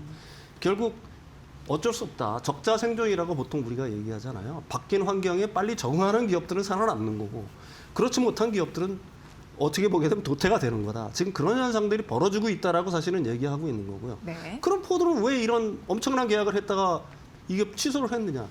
한번 생각을 해보세요. 24년 이 10월경이거든요. 23년, 24년에만 하더라도 이 북미 지역에서 전기차 전환이 빨리 일어날 거라고 생각했던 거예요. 그런데 배터리 업체랑 계약을 안 하면은 이게 어떻게 배터리를 조달받겠어요. 그러니까 이런 기업들이 너도 나도 해가지고 사실은 배터리 업체들한테는 미리 계약을 했던 거고 이제 돌아보니까 전동화 시점은 점점 늦어지고 전기차 전환은 점점 늦어져. 또 그럴 역량 자체도 좀 없어. 그러다 보니까 이게 취소가 되는 거다. 그래서 앞으로도 결국 이렇게 얘기하면 좀 거친 표현이지만 비실비실한 전방사, 전방 고객사들과의 계약 취소는 언제든지 앞으로도 있을 수가 있다. 그리고 그게 과연 K 배터리에 나쁜 거냐라고 보면은 반드시 그렇지만 않을 거다 이렇게 생각을 합니다. 네. 예. 그러니까 13조 5천억 원 매출이 사라졌다. 이게 요것만 봤을 때는 약간 아쉬울 수 있습니다만 예, 예. 전체 400조에서 요걸 또 비교해 보면 네. 2% 수준이라고 하니까 실적에 미치는 영향이 좀 제한적이겠네 이런 생각도 들고 말씀해 주셨다시피 그 계약 상대가 뭐 어마어마한 존재감이 있는 게 아니라 네네. 전기차 산업에서 비실비실한 존재였기 때문에 네네네. 그렇게 크게 영향을 그렇죠. 그 제한적일 라인을 것이다. 갖다가 예. 이제는 계약이 해제됐으니까 다른 OEM 믿을 수 있는 OEM들한테 새로운 수주 계약을 주거나 아니면 ESS 라인으로 전환하거나 LG엔솔 입장에서는 가용성이 생겼다라고 얘기할 수가 있는 겁니다. 네. 예, 예. 어떻게 보면은 그런 부분으로 옥석 가리기를 하면서 제대로 된 윈윈을 할 수 있는 고객사 네네네, 이런 부분을 그렇죠. 좀 보시고요. 예. 앞으로도 이러한 도태되는 그런 협력사들의 그 수주 계약 해지 이런 공급 축소 이런 부분은 크게 걱정을 하지 않아도 돼요. 앞으로도 계속 예. 있을 수밖에 없어요. 예, 당연히 예. 그럴 거 아니겠습니까? 예. 전기차 전환에 성공하지 못한 기업들은 아까도 말씀드렸지 바뀐 환경에 적응하지 못하는 기업들은 도태될 수밖에 없는 네. 거예요. 예. 네. 그런 부분들은 이거 좀 안심이 됩니다. 그래서 그걸 또 파악하시고 오늘 시장이 좀 살아나나 이런 생각도 들고 예. 그렇다면 이 이슈는 또 궁금합니다. 네. LNF가요. 네네네. 이제는 좀 존재감이 있는 기업이에요. 테슬라. 예, 예. 그때 한참 또 화제가 됐었는데 예. 근데 하이니케 양극재 공급 계약 규모가 거의 4조 가까운이었는데 조금 네. 과장해서 근데 이게 970만 원으로 확 예. 줄었잖아요. 예, 예, 예. 작년까지의 그런 예, 예. 공시 내용이니까 이 말인즉슨 900만 원 판 거잖아요. 예, 예, 예. 요거는요? 어떻게 보세요? 이거는 예. 일단 예. 이렇게 말씀드릴 수가 있어요. 지금부터 말씀드리는 거는 이미 실적에 다 반영이 됐다는 얘기입니다. 이게 어떤 계약이냐면 24년하고 24년 1월 1일에서 네, 네. 25년 작년 말까지 이게 진행된 계약이에요. 원래 계약으로는 한 3조 8천억 정도를 갖다가 테슬라가 사기로 했는데 네. 실제로 사간 건 970만 원밖에 안 되니까 이거는 뭐예요? 시험용으로 그냥 그 하이니켈 양극재를 받아갔다는 얘기밖에 안 되는 거고 네. 이게 직납인 겁니다. LNF는 테슬라에 두 가지 방법으로 납품을 해요. 하나는 직납, 테슬라에 직납하는 거. 이 직납하는 물량 자체가 확정 계약을 통해서 확 줄었다는 얘기인 거고요. 간접 납품, LG에너지솔루션이나 아니면 파나소닉을 통해서 들어가는 것들은 정상적으로 진행이 됐다는 얘기죠. 네. 그럼 이게 LNF 때문에 문제가 발생한 거냐? 그렇지 않다는 얘기. 이 테슬라가 4680 배터리를 갖다가 내재화하려고 했었잖아요. 건식 공정을 통해서 네네네. 자기들이 직접 만들려고 했던 겁니다. 예. 그럼 이렇게 두 가지를 그럼 그 배터리를 만들어서 어디다 이걸 넣으려고 했느냐? 사이버 트럭에 넣으려고 했던 거예요. 근데 사이버 트럭 자체가 별로 안 팔렸죠. 그다음에 이게 첫 번째 이유가 되겠죠. 이렇게 적게 가져간 건 원래는 이만큼 가져가게 했다가 요만큼 가져간 거니까 결국은 두 가지예요. 사이버 트럭이 덜 팔렸다. 이건 예. 분명한 팩트죠. 또 하나는 뭐겠어요. 말씀드렸듯이 4680 배터리를 내재화하는데 실패라고 하기에는 뭐하고 그 4680 내재화의 일정 자체가 굉장히 늦어지고 있다는 얘기입니다. 건식 공정 자체가. 지연되려고. 그만큼 어려워졌다는 얘기예요. 4680 배터리를 갖다가 테슬라가 직접 생산을 하려고 했는데 실제로 생산해 보니까 만약에 직접 생산을 했으면 이렇게 직납하는 물량이 줄어들 리는 없겠죠. 네, 네. 그만큼 줄어들었다는 얘기예요. 그러니까 그 굉장히 지연됐거나 반실패했다라고밖에는 얘기할 수가 없는 겁니다. 4680 배터리의 내재화를. 그럼 LNF가 지금 이렇게 직접 납품하는 거는 뭐 어려운 상황은 이제 분명한 사실이에요. 그러면은 간접적으로 납품하는 거 어떨까요? LG에너지솔루션한테 아니면 파나소닉한테 물량을 더 줄 수밖에 없겠죠. 왜 그러냐면 LG에너지솔루션 같은 경우에는 이미 4680의 배터리에 어떻게 보게 되면은 표준으로 이미 자리 잡았으니까 자신들 내재화에 실패하면은 결국은 LG에너지솔루션이나 파나소닉의 배터리를 더 많이 받아들일 수밖에 없는 거 아니겠습니까? 그러니까 이게 결국은 저는 이렇게 생각을 해요. 이게 무슨 뭐 향후 어떻게 보게 되면은 아까 그 포드가 미래에 납품할 것 같다가 지금 확 깎은 게 아니지 않습니까? 테슬라 같은 경우는. 네네. 자신들이 24년, 25년에 이만큼 받겠다고 하는 걸 사실은 요만큼밖에 안 받았다고 확정 공시를 한 거예요. 네. 그 얘기는 뭐냐면 이미 LNF 실적에는 이게 다 반영이 돼 있는 거다. 결국 악재로서 다 반영이 돼 있는데 지금 현재 나오는 것들은 뭐냐면 때린 데를 또 때리는 경우로 이게 마치 엄청난 큰 타격인 것처럼 얘기를 한다. 근데 이제 두 가지 문제가 있는 거예요. 테슬라가 만약에 4680 배터리에 내재화에 성공했다거나 사이버 트럭이 잘 팔렸다라고 하게 되면은 LNF와 직납하는 물량 자체가 줄어들 리가 없겠죠. 네. 근데 이 두 가지 의미는 뭐냐면 결국은 그 테슬라 입장에서는 사실은 LG 에너지 솔루션 4680 배터리를 갖다가 더 채택할 수밖에 없다는 얘기가 되는 거고 간접적으로. 네. 그럼 이 4680 배터리가 어디에 쓰일 거냐? 이게 지금 뭐 사이버 그 트럭 같은 경우에는 거의 실패했다고 보지만 사이버캡, 로보택시 같은 경우에는 앞으로 성공할 확률이 굉장히 많잖아요. 지금도 FSD 잘 되고 있는 거고. 그러면은 거기 들어가는 4680 배터리가 들어갈 텐데 그거는 LG 에너지 솔루션을 통해서 받을 가능성이 많다. 그리고 LG 엔솔에 들어가는 양극재는 누가 공급하냐? LNF가 공급할 거 아니에요, 네, 결국은. 네. 그러니까 이리 가나 저리 가나 그게 과연 악재일까 하는 점은 여러분들이 한번 그 깊이 생각해 볼 필요가 있다. 그렇네요. 저는 그렇게 생각을 합니다. 예. 뭐 이게 문제의 본질을 딱 봤더니 테슬라 체결한 공급이 확 줄어서 문제인 줄 알았더니 어쨌든 상징적인 존재는 있지만 테슬라의 문제였던 거고 그렇죠. 테슬라가 못하면서 네. 그럼 K 기업들이 오히려 또 반사이익을 얻을 수 아니, 있고 당연히 그럴 수밖에 LNF 없죠. 우회적으로 또 팔 가능성이 있으니까. 가령 테슬라가 네. 4680 배터리 내장에 진짜 성공을 해서 건식 네. 공정에 성공했다라고 보십시오. 우리나라 배터리 업체들한테는 위기가 될 수밖에 없는 거예요. 새로운 경쟁자가 하나 생기는 거니까. 네. 근데 그 부분이 지연되거나 아니면 늦어지고 있다는 얘기는 우리나라 배터리 업체들 세일사한테는 굉장히 어떤 기회가 될 수도 있는 거죠. 또 한편으로. 네. 예. 그렇게 따지면 전화위복이 될 가능성도 예, 있어서 그렇습니다. 예. 이렇게 빠졌을 때 뭐 매수를 했어야 됐나 이런 생각도 들게 하는 대목이 예. 아닐까 싶습니다. 네. 뭐로 가도 서울로 간다니까. 네, 그리고 이제 포스코 퓨처엠이 있습니다. 미국 GM과 뭐 일정이 틀어졌나 봐요. 이거 어떻게 봐야 될까요? 이것도 네. 끝난 계약이에요. 예. 23년부터 25년까지 진행이 이미 끝난 계약입니다. 근데 당연히 줄일 수밖에 없겠죠. 원래는 뭐 굉장히 엄청난 규모를 갖다가 양극재를 그 포스코 퓨처엠이 그 GM한테 네. 납품을 하기로 했는데 그 부분이 이제 대폭 줄었다는 얘기예요. 두 가지 원인이 있겠죠. 이게 그 수주를 할 때, 그러니까 발주 계약을 맨 처음에 넣을 때가 22년도예요. 우리가 22년도를 돌아보면 리튬 가격이 사상 최고를 찍었을 때입니다. 네. 킬로그램당 80달러를 찍었을 때. 근데 작년에 리튬 가격이 얼마까지 떨어졌어요, 저기? 한 7, 8달러까지 떨어졌죠. 네. 지금 올라가지고 17달러 정도예요. 17달러. 저건 위안화로 된 거고 달러로 표시하면은 그러니까 거의 10분의 1 토막 났다는 얘기입니다. 네. 그러니까 굉장히 맨 처음에는 수주 계약을 할 때는 리튬 가격이 비쌌으니까 단가가 굉장히 높은 가격에 계약을 했을 텐데 단가가 점점 떨어지니까 네. 이 계약 자체 물량 이 금액 자체가 점점 줄 수밖에 없는 거죠. 네. 그래서 한 80% 정도가 일단 감소한 거예요. 두 번째 이유는 뭐냐? 물량도 줄었겠죠. 사실 미국이 24년, 25년에 23, 24, 25년에 미국이 뭐 이 뭐라고 해요? 전기차가 확 확산되는 시기가 아니었잖아요. 네, 네. 그러니까 25년의 10월 달까지는 그런 대로 잘 팔렸는데 그 전에는 캐즘이라고 그래서 굉장히 어려웠던 시기란 말입니다. 당연히 물량도 줄었겠죠. 그러니까 매출이 이렇게 크게 감소할 수밖에 없던 거예요. 근데 이게 문제는 뭐냐? 이게 지금 새롭게 닥친 일이 아니란 얘기입니다.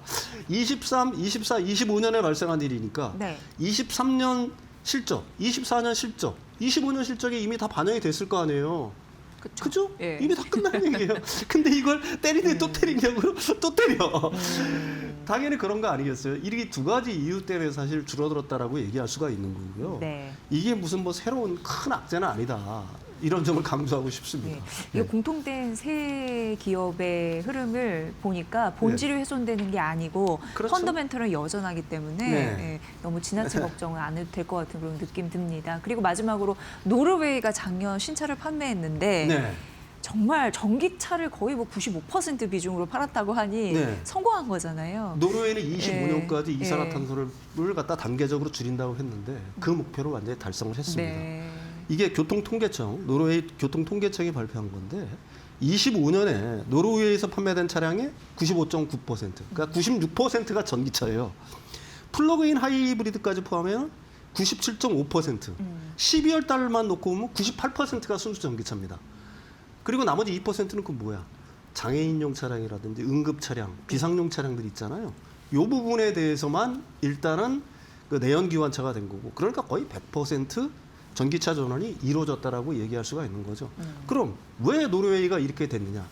여러분들은 명분, 뭐 기후변화에 대항, 노르웨이가 선진국이니까 예.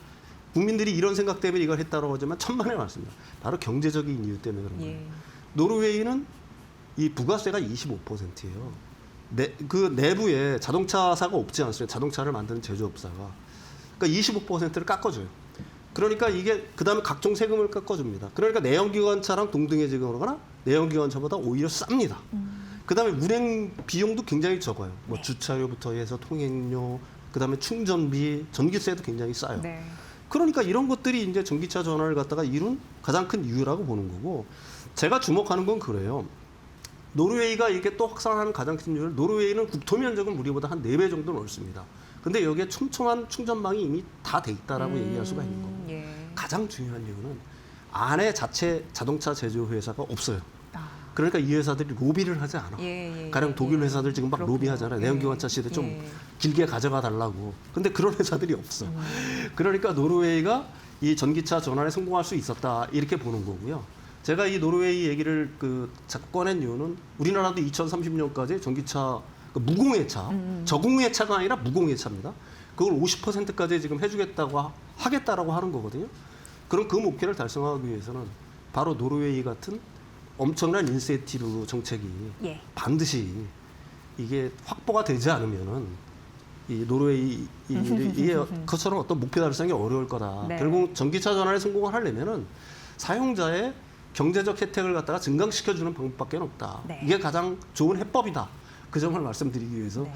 이 주제를 택했습니다. 네. 예, 예. 확실히 살 만한 요인을 국가에서도 만들어줘야겠다 이런 네네, 생각이 그렇습니다. 듭니다.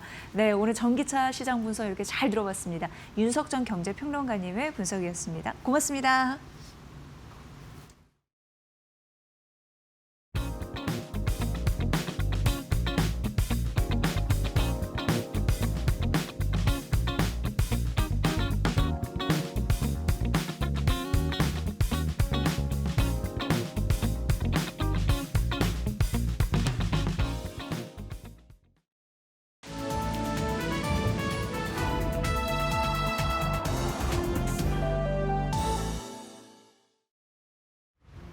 안녕하세요. 증시 날씨 전해드리는 마켓웨더의 김수현입니다.